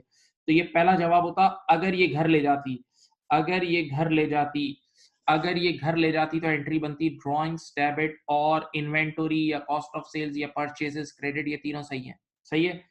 अब केस नंबर 2 सुनो, अज्यूम करते हैं कि ये लोग इस बार तो लैपटॉप बना रहे थे ना, समझ लो ये मार्कर टाइप की चीज बना रहे होते हैं, मार्कर या पेंसिल पेन। तो मार्कर पेंसिल पेन ये चीजें होती हैं जो सेम पीरियड में कंज्यूम हो जाती हैं। मार्कर पेंसिल पेन ये सब वो चीजें होती हैं जो सेम पीरियड में कंज्यूम हो जाती हैं। तो अगर बेटी जाके स्टोर रूम से मार्कर या कुछ ऐसी चीज निकालती ना जो उसी वक्त कंज्यूम हो जाती, तो फिर यहाँ ऑफिस एक्सपेंस उसी वक्त बिजनेस में यूज हो जाती, तो बिजनेस का एक्सपेंस हो जाता, ऑफिस एक्सपेंस डेबिट। और जो तवज्जो से सुने, इधर देखें, जो इन्वेंटोरी मेरे बच्चों, जो इन्वेंटोरी आपने स्टोर रूम से निकाल ली और खुद यूज कर ली, जो इन्वेंटोरी स्टोर रूम से निकाल के खुद यूज कर ली वो बिकी नहीं है, जो इन्वेंटोरी स्टोर रूम से निकाल के खुद यूज कर ली वो बिकी नहीं है। तो जो चीज ऊपर सेल्स में शामिल नहीं है वो नीचे कॉस्ट ऑफ सेल्स से भी निकाल देंगे, तो यहाँ कॉस्ट ऑफ सेल्स या परचेजेस क्रेडिट हो जाएगा। ये सेकंड केस होता, ये सेकंड केस होता। अगर आप इसको अपने यूज में ले आते, अगर आप इसको अपने बिजनेस के यूज में ले आते और सेम पीरियड में यूज करके खत्म कर देते, सेम पीरियड में यूज करके खत्म कर देते। अब मैं केस 3 करा रहा हूं, जो मेरा केस था। अब मैं केस 3 करा रहा हूं, जो मेरा केस था, जो मैंने अभी पढ़ाया है आपको। सुनो, बाप ने बेटी को बोला बेटा जाके स्टोर रूम से लैपटॉप निकालो और इसको बिजनेस में यूज करना। लैपटॉप निकाल के बिजनेस में यूज करना। तो लैपटॉप वैसे इनके लिए करंट एसेट था, इन्वेंटोरी थी, लैपटॉप इनके लिए इन्वेंटोरी थी, लेकिन अब ये लैपटॉप को यूज कर रहे हैं, इंटेंशन चेंज हो गई, बिजनेस में यूज कर रहे हैं। और लैपटॉप एक ऐसा एसेट है जिसकी life more than one accounting period है। लैपटॉप एक ऐसा एसेट है जिसकी लाइफ 2 3 4 साल चलता है ना। तो अब यहाँ देखो, बिजनेस का फिक्स एसेट डेबिट हो जाएगा, देखो लैपटॉप के नाम से फिक्स एसेट डेबिट हो जाएगा। और जो इन्वेंटोरी आपने स्टोर रूम से निकाल दी वो बिकी तो नहीं ना, जो इन्वेंटोरी आपने स्टोर रूम से निकाल के अपने यूज में लाई वो बिकी तो नहीं ना। तो सामने कॉस्ट ऑफ सेल्स या परचेजेस क्रेडिट हो जाएगा, कॉस्ट ऑफ सेल्स या परचेजेस क्रेडिट हो जाएगा। बेटा ये हमारा आंसर है, ये हमारा करेक्ट आंसर है, ये हमारा करेक्ट आंसर है। जो मैंने सवाल पूछा था, जो मैंने सवाल पूछा था उसका आंसर ये है। लेकिन मैंने तुम्हें तीनों केसेस बता दिए, ये हैं कॉन्सेप्चुअल चीजें, ये कॉन्सेप्ट है असल, प्लीज ख्याल करना। मैं रुक रहा हूँ, आप लोग कॉपी करेंगे, सब बच्चे कॉपी करेंगे, नोट्स के साथ कॉपी करें, चलें लिखें प्लीज, अच्छे से नोट्स बनाएं।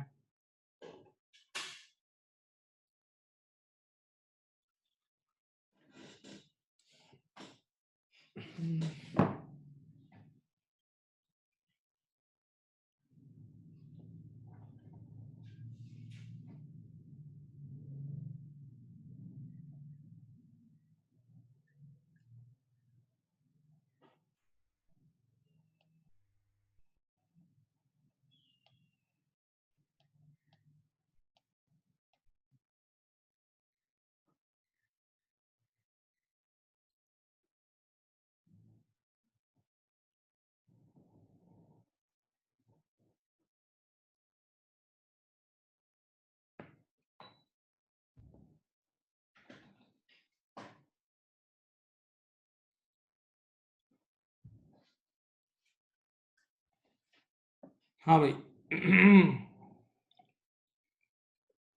एक सवाल आया, लैपटॉप डेबिट क्यों हो रहा है।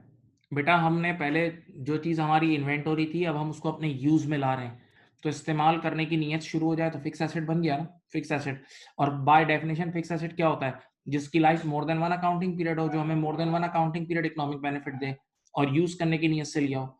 तो देखो अब हमारी नीयत यूज़ करने की है। जैसे तुम लोग को बचपन में मैं पढ़ाता तो था कुछ बच्चों को कि शोरूम वाले के लिए गाड़ी इन्वेंटोरी होती है, शोरूम वाले के लिए गाड़ी इन्वेंटोरी होती है, लेकिन मेरे और आपके लिए गाड़ी फिक्स एसेट होता है। तो फर्क नियत का है ना, इंटेंशन का है ना। तो अब हमारी इंटेंशन यूज करने की हो गई। अब इन्हीं लैपटॉप्स को हम यूज करेंगे और हमें कई साल ये फायदा पहुंचा रहे हैं। जब ये लैपटॉप हमें कई साल फायदा पहुंचा रहे हैं तो एक सेकंड में एक्सपेंस आउट नहीं होंगे, बल्कि आहिस्ता आहिस्ता डेप्रिशिएट करके एक्सपेंस आउट होंगे, बल्कि आहिस्ता आहिस्ता डेप्रिशिएट करके एक्सपेंस आउट होंगे।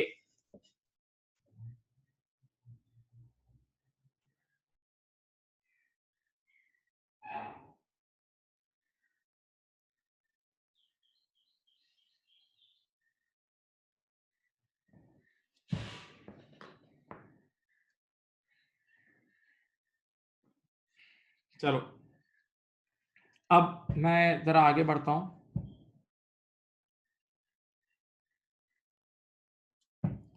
और उसका नाम है प्रूडेंस। एक कॉन्सेप्ट मैं आप लोगों को पढ़ाता हूं ताकि अगली चीज आराम से समझ जाए।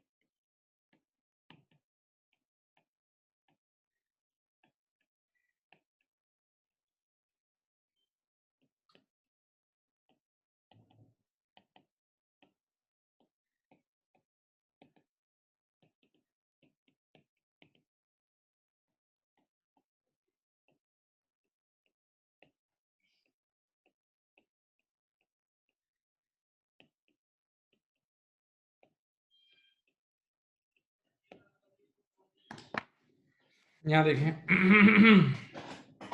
सुने भाई, बेटा प्रूडेंस कॉन्सेप्ट क्या कहता है? प्रूडेंस कॉन्सेप्ट क्या कहता है? सामने देख लें, सबने शायद पहले किसी ने, कुछ बच्चों ने पढ़ा भी होगा, लेकिन सुन लें। बेटा हिस्ट्री में, दुनिया की अकाउंटिंग में ऐसा बहुत हुआ, पास्ट में, दुनिया की अकाउंटिंग में पास्ट में ऐसा बहुत हुआ कि लोग फ्यूचर की इनकम डायरेक्टर्स अभी से बुक करके दिखाते थे। डायरेक्टर्स फ्यूचर की इनकम अभी से बुक करके दिखाते थे। डायरेक्टर्स फ्यूचर की इनकम अभी से बुक करके दिखा देते थे, अभी से बुक करके दिखा देते ताकि बिजनेस अच्छा नजर आए। और खर्चे लेट से लेट बुक करते थे, क्योंकि खर्चे जब लेट से लेट बुक होंगे तो आज की प्रॉफिटेबिलिटी ज्यादा होगी। फिर बोल रहा हूँ, फ्यूचर की कमाई अभी से बुक कर देते थे, जो कमाई अभी तक हुई नहीं है, जो कमाई अभी तक हुई नहीं है अभी से बुक कर दी। यानी जरा सोचो, आज मुझे कुछ स्टूडेंट्स की कॉल आई, कोई हमारे इदारे के एडमिन पे, कि हम कोई 10 स्टूडेंट का ग्रुप है, हम पढ़ना चाहते हैं, तो क्या इस एक फोन कॉल पे हम रेवेन्यू बुक कर देंगे? सिर्फ बच्चे ने एक इंक्वायरी की है, तो क्या हम एक फोन कॉल पे रेवेन्यू बुक कर देंगे? इतना जल्दी होना चाहिए, गलत है ना ये तो इसका मतलब इनकम उस वक्त तक बुक नहीं हो जाएगी जब तक आप सर्विस प्रोवाइड नहीं कर देते, जब तक आप वाकई सर्विस नहीं दे देते। जबकि गौर से सुने, तो ये लोग पास्ट में क्या करते थे, फ्यूचर की इनकम को अभी से बुक कर लेते थे और खर्चों को लेट से लेट। तो जब दुनिया में से बहुत फ्रॉड हुए ना, तो फिर स्टैंडर्ड बोर्ड ने, जो लोग स्टैंडर्ड मेकिंग करते हैं, अकाउंटिंग स्टैंडर्ड, तो उन्होंने एक बात बोली, बोला आज के बाद आपने प्रूडेंस कॉन्सेप्ट अप्लाई करना है। प्रूडेंस कॉन्सेप्ट का एक सिंपल मैं वर्ड यूज कर रहा हूँ, एक्सपेक्ट लेस। ये एक दावत देता है, देखो,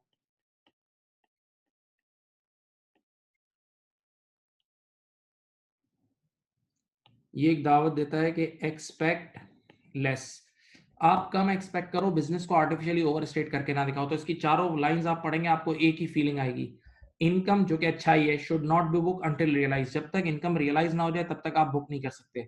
जबकि लॉसेस जो कि बुराई है, तो लॉसेस का जैसे ही आपको पता लगे ना, और जैसे ही उसकी कंडीशन एग्जिस्ट करती है, फौरन से शेयर होल्डर के सामने रिपोर्ट करो। लॉसेस को डिले नहीं करो, बुराई जल्दी से जल्दी बताओ ताकि शेयर होल्डर अलर्ट हो जाए। बुराई के बारे में शेयर होल्डर को जल्दी से जल्दी बताओ ताकि वो लोग अलर्ट हो जाए। सही है? फिर क्या कहते हैं, assets should not B overstated. Assets अच्छाई है ना, एसेट्स हमारे असासे हैं, तो उनको कभी भी बढ़ा के मत दिखाना। और लाइबिलिटीज जो कि आपकी ऑब्लिगेशंस हैं, लायबिलिटीज जो कि आपकी ऑब्लिगेशन है, आपके ऊपर बोझ है, आपके ऊपर बोझ है, उसको कभी भी कम करके नहीं दिखाना। तो ये प्रूडेंस कॉन्सेप्ट की एक स्टेटमेंट है, याद रखना। ये हमारी अकाउंटिंग में डिफरेंट जगहों पे यूज होती है। और राइट नाउ जो चीज अब मैं आपको पढ़ाने जा रहा हूँ उसमें भी यूज होगी। राइट नाउ अब मैं जो चीज आपको पढ़ाने जा रहा हूँ उसमें भी ये यूज होगी, उसमें भी ये यूज होगी। ओके, अब मेरी तरफ देखें, यहाँ देखें, मैं कुछ इस तरह आपको राइट नाउ पढ़ाने जा रहा हूँ जैसे बचपन में आप लोगों ने अगर साइंस पढ़ा है, अगर ग्रेड 9-10 में साइंस पढ़ा है, तो केमिस्ट्री और फिजिक्स के प्रैक्टिकल पढ़ते थे ना आप लोग, कि पहले क्या होता था, एक्सपेरिमेंट होता था, याद है? आप लोग एक्सपेरिमेंट करते थे, फिर एक्सपेरिमेंट के बाद आपको कुछ ना कुछ ऑब्जर्वेशंस मिलती थी, और ऑब्जर्वेशंस की बेसिस पे आप कंक्लूजन ड्रॉ करते थे। तो हम उसी तरह करेंगे, ठीक है? मैं कानून तक पहुंच रहा हूँ, लेकिन एक्सपेरिमेंट कराऊंगा, फिर ऑब्जर्वेशन होगी और फिर कंक्लूजन। तो इस तरह बड़ी अच्छी तरह सीख जाएंगे, गेम बेसिक बच्चों की तरह लेके चलता हूँ, ठीक है? देखें, ये मैंने आपके सामने एक छोटी सी इनकम स्टेटमेंट बना रहा हूँ यहाँ कोने पे, एक अदद इनकम स्टेटमेंट यहाँ मैं बना रहा हूँ। इधर देखें, यहाँ मैं लिख रहा हूँ सेल्स 50,000 लेस, ये देखो cost of sales, opening stock है, अपनी तरफ से कह रहा हूँ 10,000, परचेसेस है लेट अस से 20,000, और लेस क्लोजिंग स्टॉक को मैं अभी छोड़ रहा हूँ आपके सामने, क्लोजिंग स्टॉक को मैं अभी आपके सामने छोड़ रहा हूँ, वो मैं खुद निकालूंगा अभी आपकी नजरों के सामने, ठीक है? तो नीचे मेरे पास आ जाएगा जीपी, देख लो एक नजर। अब मैं एक्सपेरिमेंट बेसिस पे लेके चलूंगा, यहाँ देखें बेटा, मेरे पास ईयर एंड पर, बच्चों यहाँ देखो, मेरे पास ईयर एंड पर क्लोजिंग स्टॉक है 1000 यूनिट्स। कितने यूनिट्स हैं? 1000 यूनिट्स हैं, ठीक है? और इस क्लोजिंग स्टॉक की जो सेलिंग प्राइस है ना बेटा, वो है $10 पर यूनिट, सब देखें यहाँ, जबकि इसकी जो कॉस्ट है ना वो है 6 पर यूनिट, ठीक है बेटा? तो एक एक यूनिट पे प्रॉफिट हो रहा है 4 रुपए का। प्लीज गौर से सुनना भाई, जो जिन्होंने भी सुनना है वो गौर से सुने। अब एक्सपेरिमेंट नंबर 1, मैं एक्सपेरिमेंट शुरू कर रहा हूँ। केस नंबर 1, मैं अपने क्लोजिंग स्टॉक को उसकी कॉस्ट पे रिकॉर्ड कर रहा हूँ, मैं अपने क्लोजिंग स्टॉक को उसकी कॉस्ट पे रिकॉर्ड कर रहा हूँ। बेटा इस बोर्ड पे देखें, मेरे पास 1000 यूनिट्स है, मेरे पास 1000 यूनिट है और एक यूनिट की कॉस्ट है 6, ये देख लो, मेरे पास 1000 यूनिट है और एक यूनिट की कॉस्ट कितनी है? 6। तो 1000 मल्टीप्लाई बाय 6, मेरी कॉस्ट कितनी आ जाएगी? 6000। 1000 मल्टीप्लाई बाय 6, मेरी कॉस्ट कितनी आ जाएगी? 6000 आ जाएगी, हाँ? तो अब जरा सॉल्व करते हैं। देखो, सेल्स 50 है, कॉस्ट ऑफ सेल निकालते हैं बेटा। देखें, ओपनिंग स्टॉक 10 है, परचेजेस 20 है, ओपनिंग स्टॉक 10 है, परचेजेस 20 है, लेस क्लोजिंग स्टॉक 6000 है। तो 10 प्लस 20 माइनस 6, 10 प्लस 20 माइनस 6 कितना होता है बोलो? 24 आता है ये। बताओ जीपी कितना आएगा? 26, जीपी आ जाएगा 26, ठीक है? तो रिसर्च नंबर 1, रिसर्च नंबर 1 इधर देखें, जब मैं, मेरा डायलॉग सुने, जब मैं अपने क्लोजिंग स्टॉक को कॉस्ट पे रिकॉर्ड कर रहा हूं, जब मैं अपने क्लोजिंग स्टॉक को कॉस्ट पे रिकॉर्ड कर रहा हूं, तो मेरा प्रॉफिट कितना आ रहा है? 26,000। जब मैं अपने क्लोजिंग स्टॉक को कॉस्ट पे रिकॉर्ड कर रहा हूं तो मेरा प्रॉफिट कितना आ रहा है? 26,000। जब मैं अपने क्लोजिंग स्टॉक को कॉस्ट पे रिकॉर्ड कर रहा हूं तो मेरा प्रॉफिट आ रहा है 26,000। इतना कॉपी कर लें, फिर मैं दूसरा केस कराता हूँ। ये कॉपी कर लो, चलो जल्दी।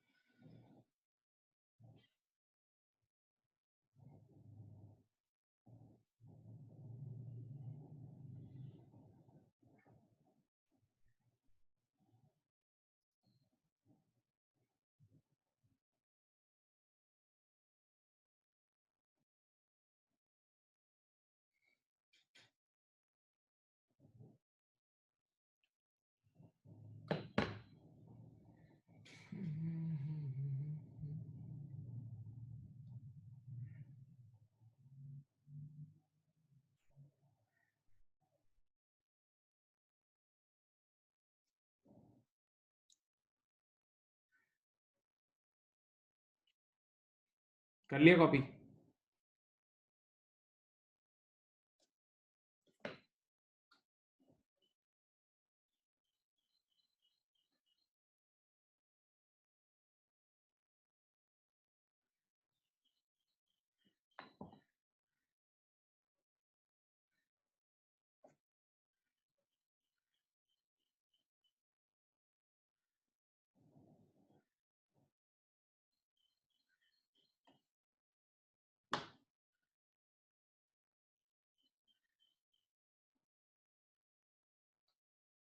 अब बेटा, अब सेकंड एक्सपेरिमेंट नंबर 2। अब मैं अपने क्लोजिंग स्टॉक को आपके सामने इधर देखें, यहाँ देखें सब, मैं एक्सपेरिमेंट चेंज कर रहा हूँ, सब देखें यहाँ, एक्सपेरिमेंट चेंज कर रहा हूँ। अब मैं अपने क्लोजिंग स्टॉक को बजाय कॉस्ट के सेलिंग प्राइस पे रिकॉर्ड करता हूँ। अब मैं अपने क्लोजिंग स्टॉक को, अब जरा सोचना शुरू करें, सब सोचेंगे। क्लोजिंग स्टॉक को बजाय कॉस्ट के सेलिंग प्राइस 10 रुपए पे रिकॉर्ड कर रहा हूँ, देखो ये रहा। तो अब बताओ, 1000 यूनिट से मेरे पास, 1000 यूनिट को मल्टीप्लाई बाय 10 करो। 1000 यूनिट है और 1 यूनिट की सेलिंग प्राइस है 10। तो अगर मैं 1000 मल्टीप्लाई बाय 10 करूं, 1000 मल्टीप्लाई बाय 10 करूं, तो मेरे क्लोजिंग स्टॉक की वैल्यू 10,000 आ जाएगी। तो जैसे यहाँ 10,000 है, अब देखो कॉस्ट ऑफ सेल निकालो, 10 प्लस 20 माइनस 10, 10 प्लस 20 माइनस 10, ये 20,000 आई, और ये आपके पास आ गई 30,000। ये आपके पास मेरे प्यारे बच्चों आ गया 30,000। ये आपके पास कितना आ गया? 30,000 आ गया। ये आपके पास आ गया है 30,000 का ग्रॉस प्रॉफिट। ये आपके पास आ गया 30,000 का, क्या आ गया बोलो भाई? ये आपके पास 30,000 का ग्रॉस प्रॉफिट आ गया है। ये 30,000 का क्या आ गया बोलो? ग्रॉस प्रॉफिट आ चुका है। ये 30,000 का आपके पास ग्रॉस प्रॉफिट आ चुका है। ओके, अब मेरी तरफ देखते रहें, मैं यहां लिखता हूं, चलो। आप लोग से जरा रिक्वेस्ट ये है कि जरा अब आप साहब के सामने आए, और नीचे मैं एक लिख रहा हूं IS2 की स्टेटमेंट। ये स्टेटमेंट है, इन्वेंटोरी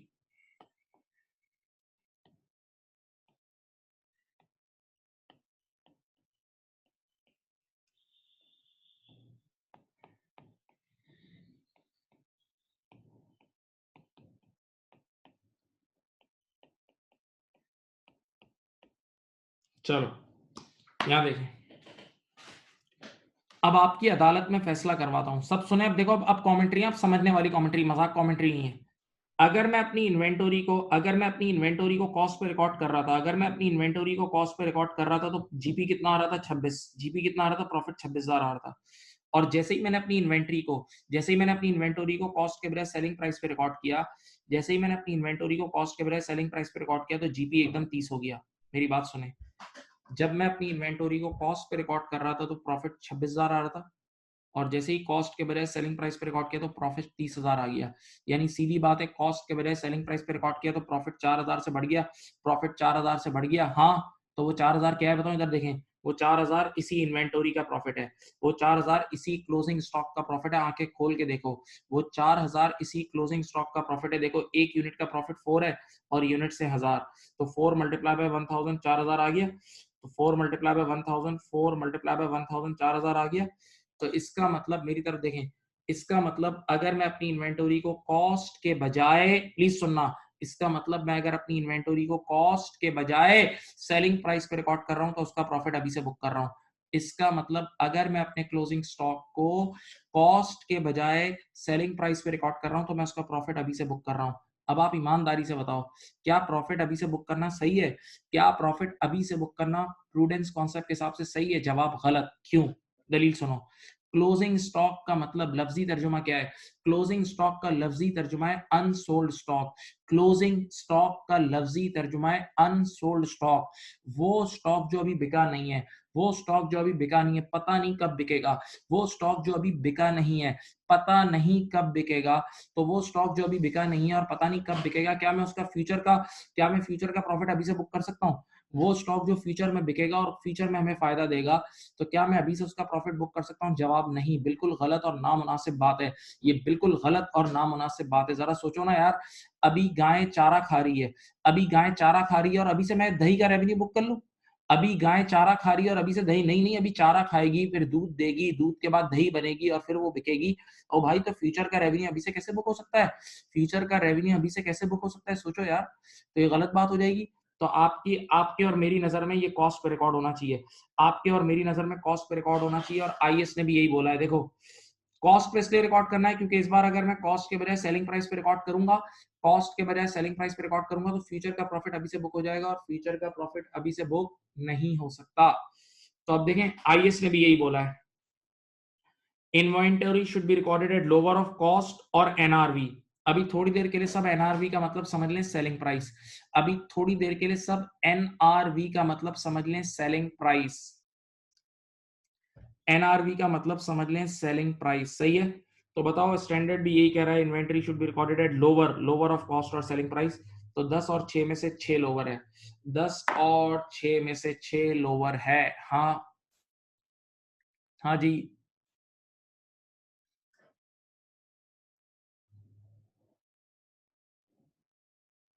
नहीं समझे? समझ गए?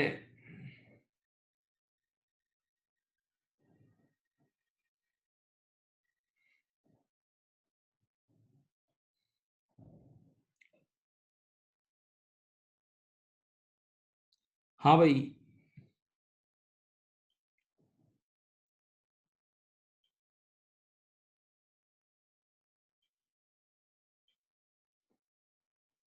एनआरवी।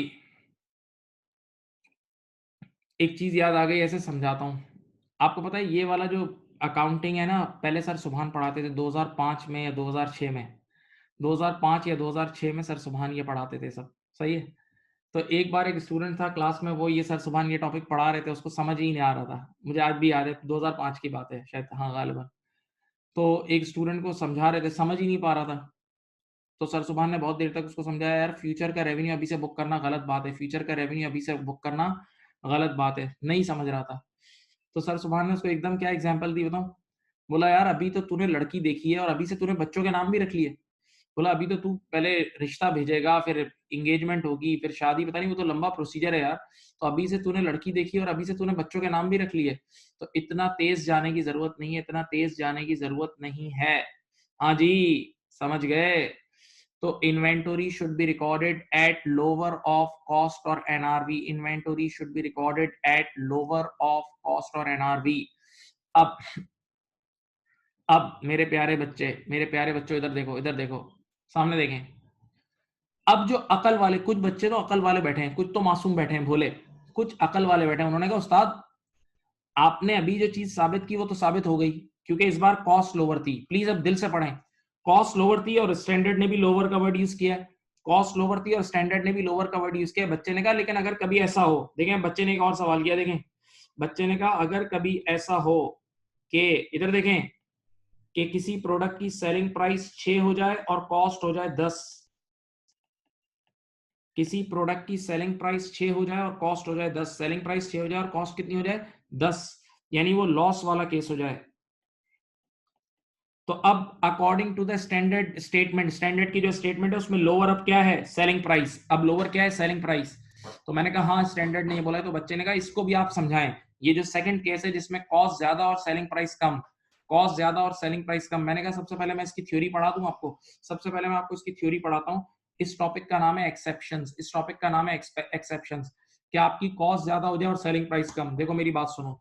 हम में से हर बंदा सुबह उठ के घर से, जो हम लोग निकलते हैं, जितने भी बिजनेसमैन ताजिर घर से निकलते हैं, तो हमारा मकसद प्रॉफिट होता है।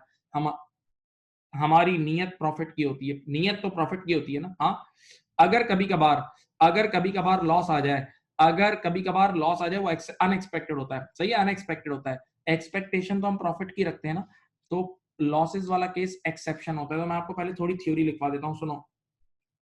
यहाँ देखें, मैंने यहाँ लिखा exceptions. Number 1, damage. Number 2, expiry near, stock about to obsolete।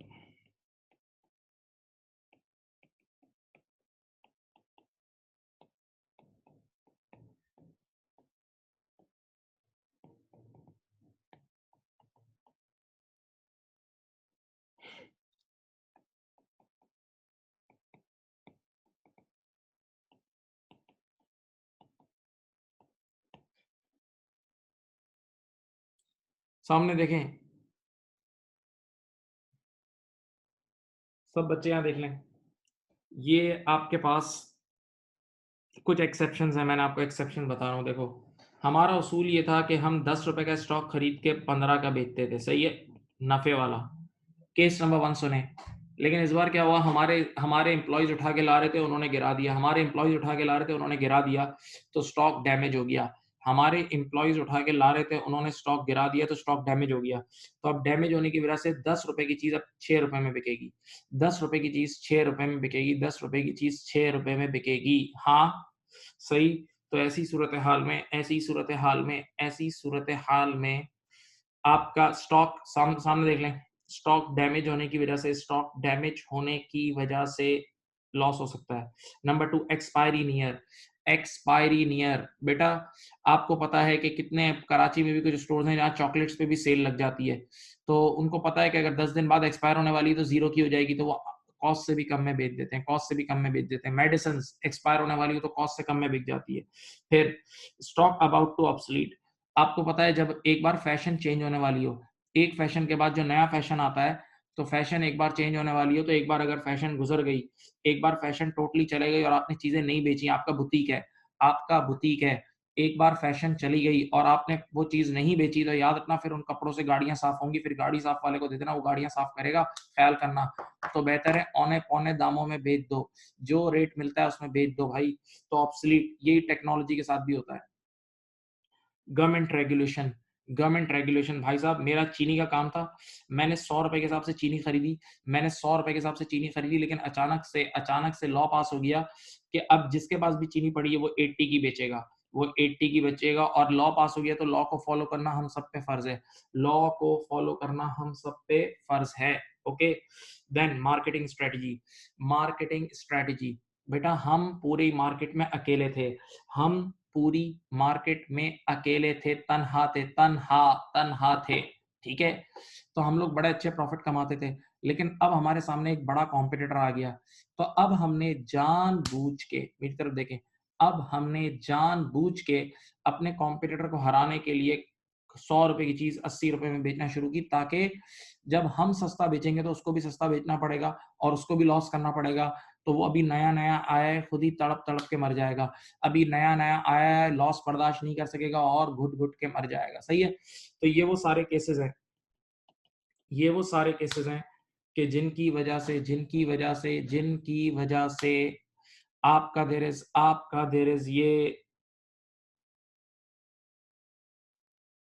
आपका स्टॉक की कॉस्ट ज़्यादा होगी और सेलिंग प्राइस कम होगी, सही है? मैं एक और एग्ज़ाम्पल देता हूँ कि ये जो कोरोना वायरस आया है या जो भी इसके इफ़ेक्ट्स हैं, वो ये भी होंगे, इसके एक इफ़ेक्ट्स ये भी होंगे कि अब जब दोबारा मार्केट्स वगैरह खुलेंगी ना, तो अब सबके पास इतना स्टॉक भी पुराना पड़ा हुआ है और लोगों के पास पैसे भी नहीं होंगे। तो अब एक ऐसी सेल्स लगेंगी ना, जो आपने हिस्ट्री में कभी भी नहीं देखी होंगी। अब आपको दुनिया भर में ऐसी-ऐसी सेल्स मिलेंगी कि आपकी सोच है। आधे-आधे रेट पे चीज़ें मिलेंगी, आधे रेट पे, यानी हर चीज़ बहुत गिर-गिर के बिकेगी। ये आपके सामने होगा, बहुत जल्द आप लोग देखेंगे। इसको लिखना है तो लिख लो।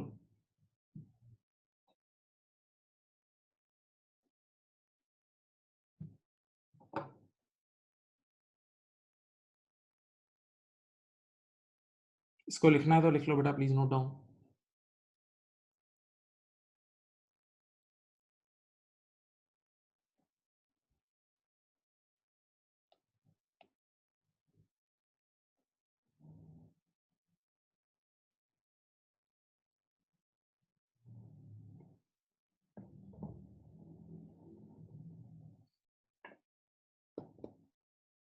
पॉइंट 3 का नाम है स्टॉक अबाउट टू ऑब्सोलीट।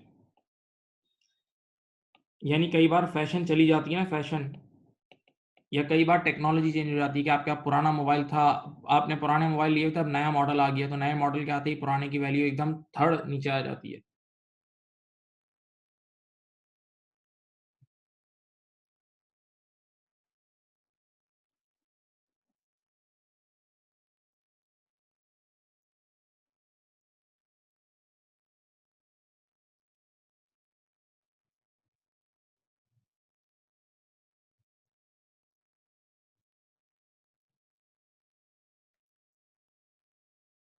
अब आ जाओ, मैं दोबारा एक्सपेरिमेंट वाले तरीके से तुम्हें समझा देता हूँ। एक्सपेरिमेंट वाले तरीके से, लेकिन ज़रा गौर से सुनें। देखें, हमारे पास जो बोर्ड पे इस वक़्त डाटा है ना, उसको यूज़ करेंगे सही तरह। सामने देखें।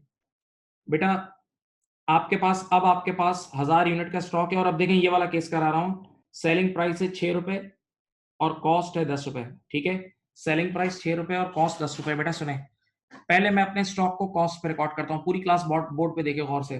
पहले मैं अपने स्टॉक को कॉस्ट पे रिकॉर्ड कर रहा हूँ, तो कॉस्ट 10 रुपए और हमारे पास यूनिट्स हैं 1000, कॉस्ट 10 रुपए और यूनिट्स 1000 हैं, तो 1000 मल्टीप्लाई बाय 10, देखो ये बोर्ड पे सॉल्व हुआ है, 1000 मल्टीप्लाई बाय 10 होता है, 1000 मल्टीप्लाई बाय 10 10,000 रुपए होते हैं। तो देखो राइट नाउ ऑलरेडी बोर्ड पे सॉल्व हुआ है, 10 रुपए के हिसाब से सॉल्व हुआ है।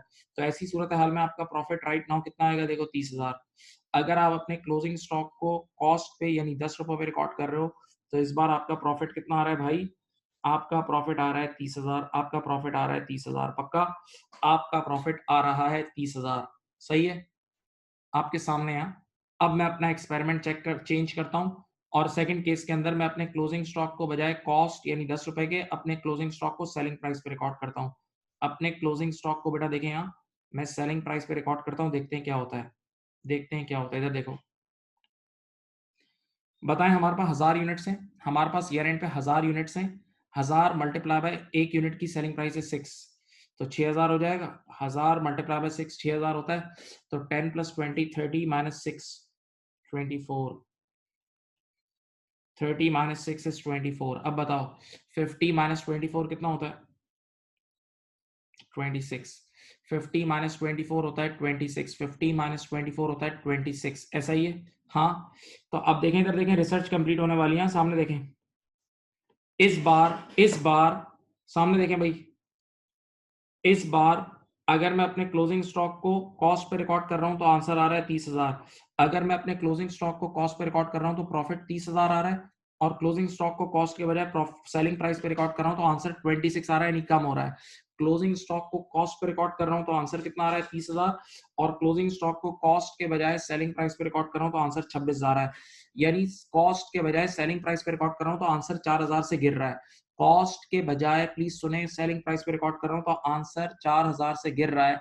सर ये 4000 से क्यों गिर रहा है, क्योंकि देखो ये नजर आ रहा है लॉस, ये -4 का लॉस, ये 4 मल्टीप्लाई बाय 1000, ये 4000 का जो लॉस है ना, ये 4000 का लॉस है, ये इन्हीं यूनिट्स का लॉस है, ये 4000 का लॉस इन्हीं यूनिट्स का लॉस है। तो आप फाइनल स्टेटमेंट सुने, इस बार सेकंड केस में अगर मैं कॉस्ट के बजाय सेलिंग प्राइस पे रिकॉर्ड कर रहा हूं, देखो अगर मैं कॉस्ट के बजाय सेलिंग प्राइस पे रिकॉर्ड कर रहा हूं तो मेरा प्रॉफिट 4000 से गिर रहा है, तो प्रॉफिट 4000 से गिरने का मतलब यही वाला लॉस अभी अभी बुक हो रहा है, यही वाला लॉस अभी अभी बुक हो रहा है। और आप सब जानते हैं according to prudence concept loss 1 second में बुक करना है, according to prudence concept loss 1 second में बुक करना है, लॉस 1 सेकंड में बुक कर लेना, लॉस 1 सेकंड में बुक कर लेना है।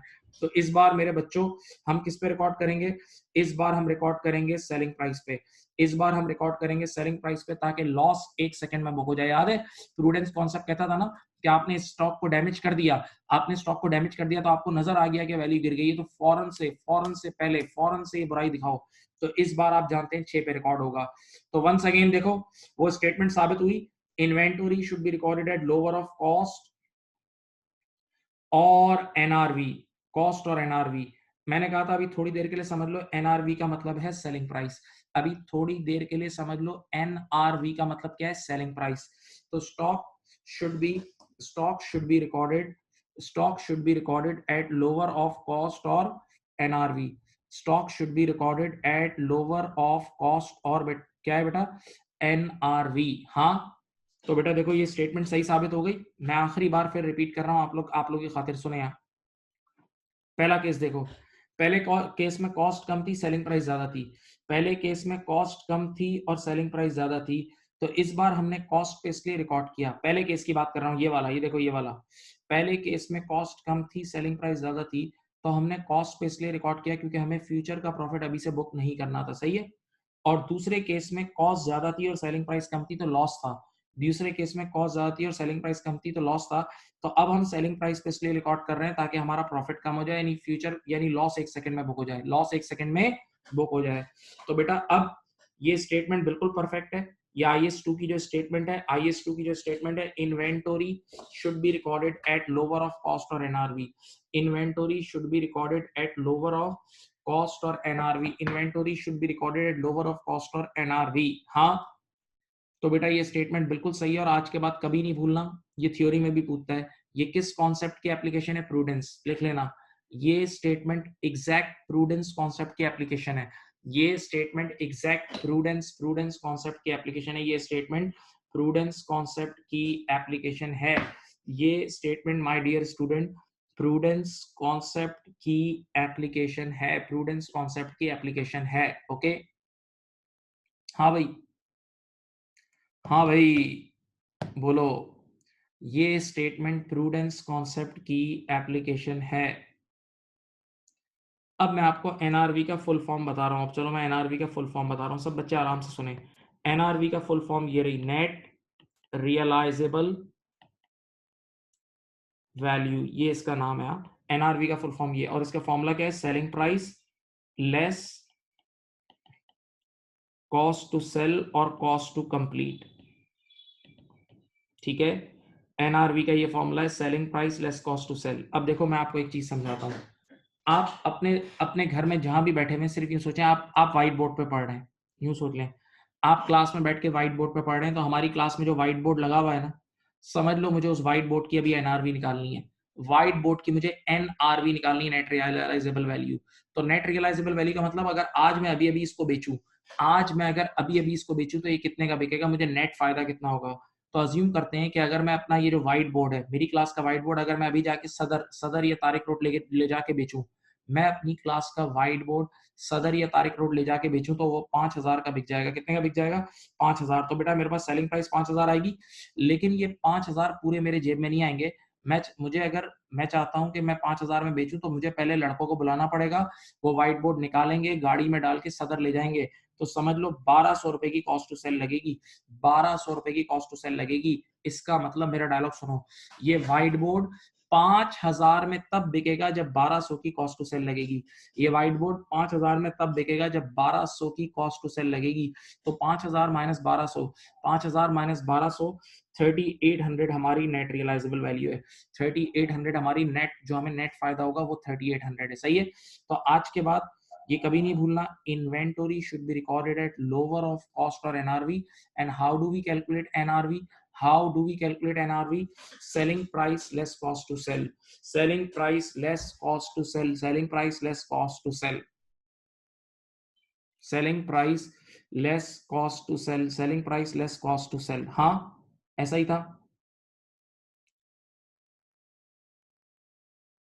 पक्का? अब सामने देखें,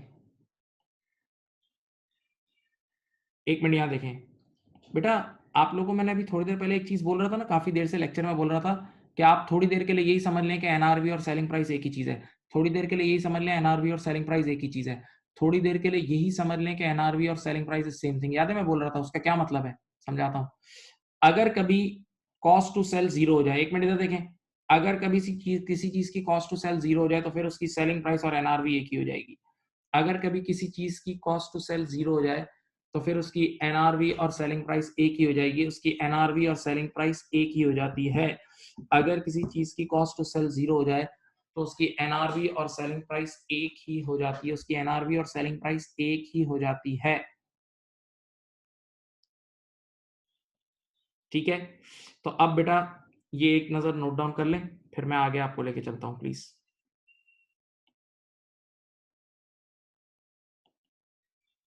लिख लें प्लीज।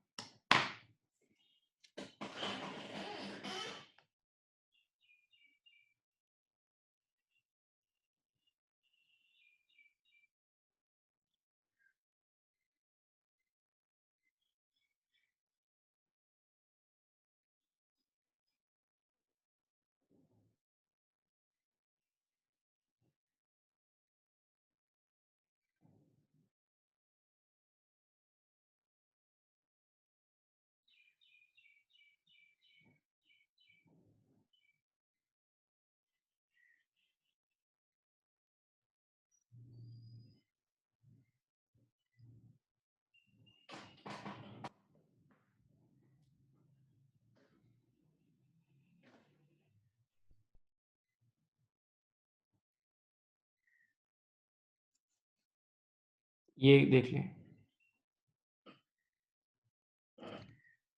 अच्छा, अब मैं आपके सामने क्वेश्चंस पेश कर रहा हूँ। अब मैं आपके सामने कुछ क्वेश्चंस पेश कर रहा हूँ। आप हज़रात उन क्वेश्चंस को देखें। एक सवाल पहले मैं कराता हूँ और आप मुझे अपनी बुक में भी देख लें, बुक के अंदर आपका जिनका बुक है वो देख लें, बुक का कौन-सा पेज है, ठीक है? आप ज़रा अपनी बुक में देखें। आइए।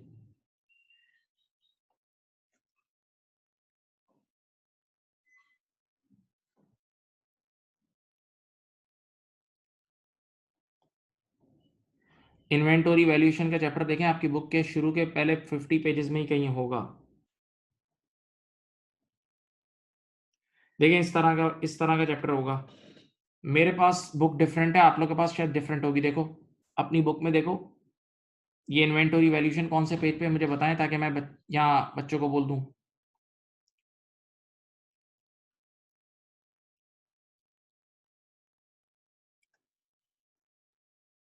बताएँ बेटा बुक का पेज नंबर कौन-सा है आप लोग के पास?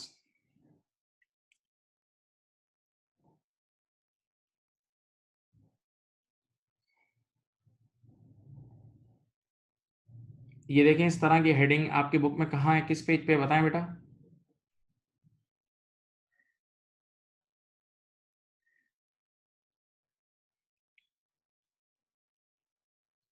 आपके पास जो एमएचए की बुक है उसमें होगा देखो। पेज नंबर 91 है। जिनके पास बुक है वो देख लें शायद पेज नंबर 91 पे है जी। F3 वाली बुक में 91 पे होता है, FA2 में डिफरेंट बुक में होता था ये, डिफरेंट पेज पे होता था। F3 की जिसके पास बुक है एमएचए की उसमें पेज नंबर 91 पे है गालिबा। देखो यही है। जी, चलें। अब मैं आपको जो क्वेश्चन बता रहा हूँ देखो अगले पेज पे आएँगे, देखो एक पेज टर्न किया, ये क्वेश्चन नंबर 7 ये हमारा पहला सवाल है। क्वेश्चन नंबर 7 ये हमारा पहला सवाल है जो मैं आपके सामने अभी सॉल्व करूँगा। क्वेश्चन नंबर 7 ये हमारा पहला सवाल है जो मैं अभी आपके सामने आपकी खिदमत में सॉल्व करूँगा, ठीक है? देखो ये, अब मैं ये सवाल समझाने के लिए आपको जानबूझ के एक स्टोरी की फॉर्म में समझाऊँगा स्टोरी, ठीक है? पहले तो मेरी एक बात सुन लें कि आम हालात में एक बंदा सुबह जो घर से निकलता है ना, सामने देखें, देखो ये कॉस्ट है और ये सेलिंग प्राइस है। एक बंदा सुबह घर से निकलता है प्रॉफिट कमाने के लिए, हमेशा याद रखना नॉर्मल यही केस है। नॉर्मली एक बंदा जो सुबह घर से निकलता है वो प्रॉफिट कमाने के लिए निकलता है और प्रॉफिट तभी होता है जब चीज़ की कॉस्ट कम हो, सेलिंग प्राइस ज़्यादा हो। प्रॉफिट तभी होता है जब चीज़ की कॉस्ट कम हो और सेलिंग प्राइस ज़्यादा हो। तो आम दस्तूर यही है कि कॉस्ट लोअर होती है, देखो लोअर कॉस्ट ही होती है। आम दस्तूर यही है कि कॉस्ट लोअर होती है, नॉर्मल केस यही है कि कॉस्ट कम होगी, नॉर्मली केस में कॉस्ट कम होगी, सही है? कॉस्ट नॉर्मली कम होती है, ठीक है? तो आपको नॉर्मली जब क्वेश्चन में इन्वेंटरी गिवन होती है तो रेडीमेड कॉस्ट पे गिवन होती है। हाँ, कभी-कभार बाय एक्सेप्शंस याद है? वो जो लॉस वाले किस्से सुनाए थे वो सब एक्सेप्शंस थे। लॉस वाले किस्से एक्सेप्शंस थे तो वो बाय एक्सेप्शन कभी-कभार आपकी एनआरवी कम हो जाती है, ओके? राइट? अब चलो इधर देखो, मैं स्टोरी स्टार्ट कर रहा हूँ मैं स्टोरी स्टार्ट कर रहा हूँ। क्या लिखा है? At 30th June X2 Dilip's inventory was valued at its cost of 45,000। इधर देखें, सब देखें यहाँ। बेटा ईयर एंड पर मैं स्टोर रूम में गया, ईयर एंड पर मैं स्टोर रूम में गया, मेरी तरफ देखें, ईयर एंड पे मैं स्टोर रूम में गया, इधर देखें स्टोर रूम पूरा स्टॉक से भरा हुआ था, वीडियो में देखें स्टोर रूम पूरा स्टॉक से चारों तरफ खचाखच भरा हुआ था, सही है? तो मैंने ऐसे ही अब सारी इन्वेंटरी पे एक नजर दौड़ाई ना तो दूर कोने पे उसी स्टोर रूम के अंदर दूर कोने पे मुझे एक आइटम ऑफ इन्वेंटरी नजर आई जो कि ऑब्सलीट हो गई थी या बिल्कुल आउटडेट हो गई थी या जंग लग गया था उस पे। तो एकदम जैसे ही मुझे याद आया वर्ड ऑब्सलीट मुझे याद आया, तो मैंने कहा यार शायद इसकी वैल्यू गिर गई हो, शायद इसकी वैल्यू गिर गई हो, तो इसी वजह से मैं उस इन्वेंटरी की तरफ बढ़ा, इसी शक की बुनियाद पर मैं उस इन्वेंटरी की तरफ बढ़ा, मेरी तरफ देखें, और मैंने उस इन्वेंटरी को उठा के रूम से बाहर निकाल लिया। मैंने उस इन्वेंटरी को उठा के रूम से बाहर निकाला ताकि उसका चेकअप करूं। ये देखो, पढ़ो, दिस अंग्रेजी पढ़ें, दिस इंक्लूड यानी ये रूम में शामिल है, दिस इंक्लूड यानी ये रूम में शामिल है items costing 2600 which have been superseded by an updated design। देखो, मैंने मुझे शक हुआ कि यार ये इन्वेंटरी तो ऑब्सलीट हो गई, तो इसको रूम से बाहर निकाला, तो अब रूम में रह गए हैं 42,400 का स्टॉक, सही है? 42,400 का स्टॉक रह गया है। अब देखो इधर देखो, जो स्टॉक को मैंने रूम से बाहर निकाला मैं उसका चेकअप शुरू कर रहा हूँ। देखो बाहर लाया, जो स्टॉक को मैं बाहर लाया उसका मैं चेकअप कर रहा हूँ। बताओ, जो स्टॉक को बाहर लाया हूँ उसकी कॉस्ट है 2600, जिस स्टॉक को मैं रूम से बाहर लाया हूँ उसकी कॉस्ट कितनी है? 2600। अब अंग्रेजी पढ़ो, Dilip will be able to sell these items through an agent for 1400। भाई ये इन आइटम्स को 1400 में बेच देगा, इन आइटम्स को 1400 में बेच देगा, लेकिन कब? The agent commission will be 10%। अगर 10% का कमीशन दिया, ये आइटम्स 1400 में बिकेगी अगर 10% की कॉस्ट टू सेल यानी कमीशन लगाया। तो अभी आपने पढ़ा था एनआरवी होती है selling price less cost to sell. सब बच्चे यहाँ देखें, ये होती है। तो सेलिंग प्राइस कितनी है? 1400 और कॉस्ट टू सेल है 10%। कॉस्ट टू सेल है 10% ऑफ सेलिंग प्राइस यानी 140। तो 1400 माइनस 140 करोगे तो ये कितना आएगा? 1240। 1400 माइनस 140 करोगे तो 1260 आएगा। 1400 माइनस करोगे तो ये आ जाएगा 1260। ठीक है, अब बताओ, मैंने रूम के बाहर चेक कर लिया।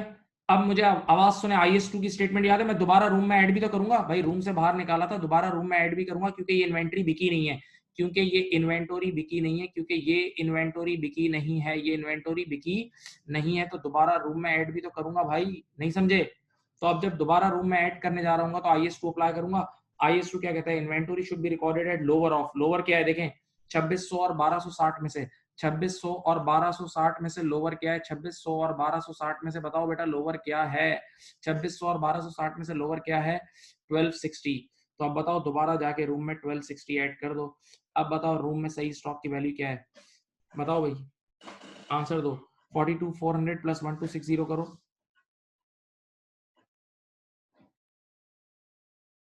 42400 प्लस 1260 करो बेटा, ये कितना हो जाएगा? 43660। ठीक है, मैं एक बार एनआरवी फिर समझा रहा हूँ। एनआरवी सुने, रूम से बाहर निकाल के लाए थे, तो रूम से बाहर निकाल के अब उस पर IS2 के दवा खाने में डालेंगे, IS2 के चेकअप लेबोरेटरी में। तो एक तरफ कॉस्ट लिखा और एक तरफ लिखा NRV।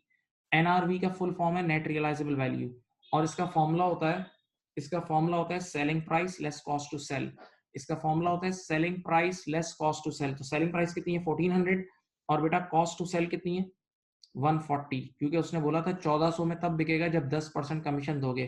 तो 1400 में से आप 140 लेस करोगे तो 1260 आ जाएगा, 1260। अब आप इसको दोबारा रूम में ऐड भी करोगे। सर क्यों ऐड करेंगे? क्योंकि बिका थोड़ी है। Still this stock is closing stock, still this stock is closing stock. तो दोबारा आप जाके रूम में ऐड कर दोगे, दोबारा जाके रूम में ऐड कर दोगे। तो आपका करेक्ट आंसर कितना है? 43। आपका करेक्ट आंसर आया 43660।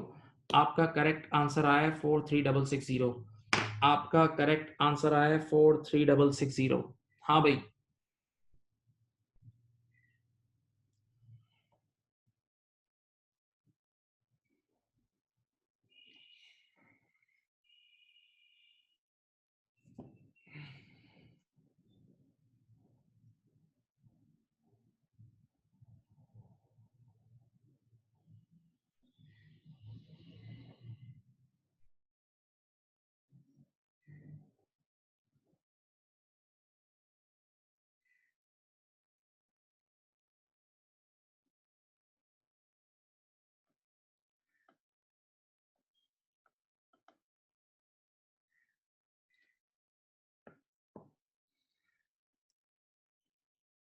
अब बेटा इसके बाद आप लोग अभी अभी मेरे सामने क्वेश्चन नंबर 8 करें, इसका भाई है क्वेश्चन नंबर 8, इसका भाई है।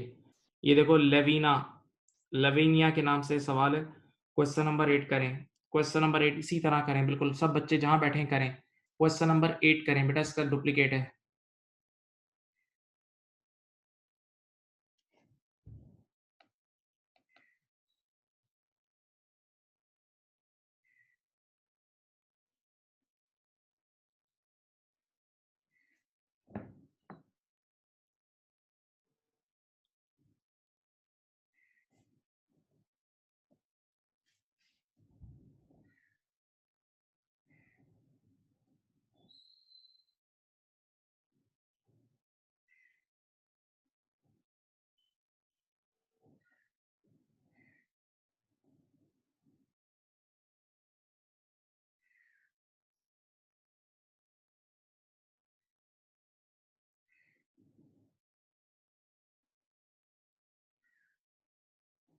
बेटा क्वेश्चन नंबर 8 प्लीज करें, सब बच्चे करें क्वेश्चन नंबर 8। सेम ऐसा ही है, सेम ऐसा ही है। पहले स्टोर रूम में जाना, बहुत सारा स्टॉक पड़ा होगा, कुछ स्टॉक बाहर निकाल देना और सॉल्व कर लेना।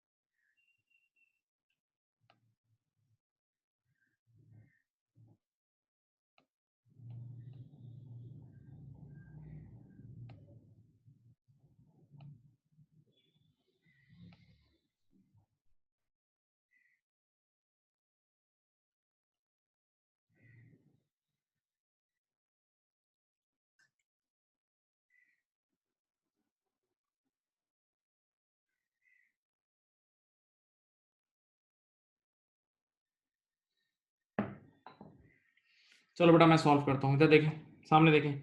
लेविनिया valued her inventory at 31 December x2। बेटा स्टोर रूम छकाछक भरा हुआ था कितने से?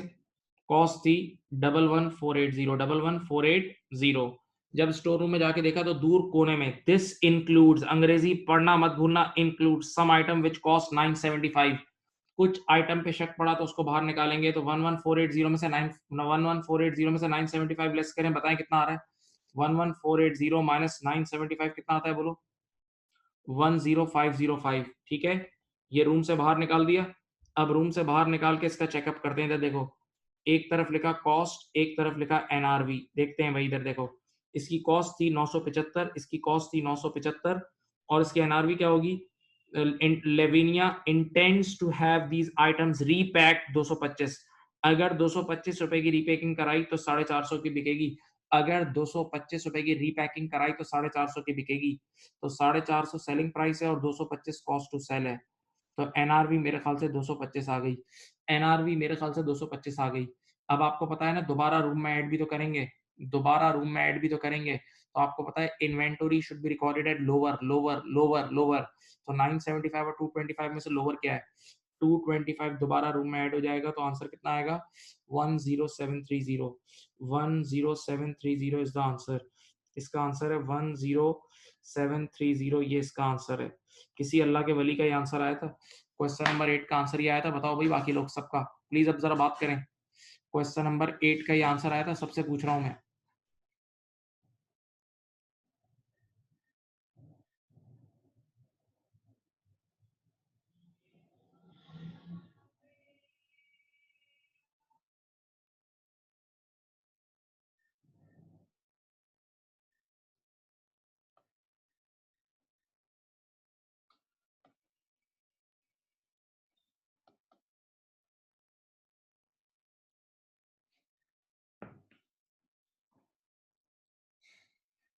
कॉस्ट टू सेल 225 इसलिए लेंगे क्योंकि जब तक दो रीपैकिंग नहीं कराएंगे बिकेगा ही नहीं। 450 का तब बिकेगा जब 225 की रीपैकिंग होगी।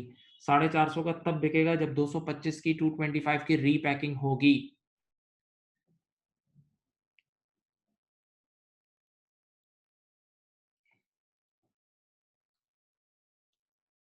चलें आज के लिए इतना ही रख रहे हैं, बाकी इंशाल्लाह नेक्स्ट मीटिंग में करेंगे। राइट, अपना ख्याल रखिएगा। अल्लाह हाफिज, बाय बाय, टाटा।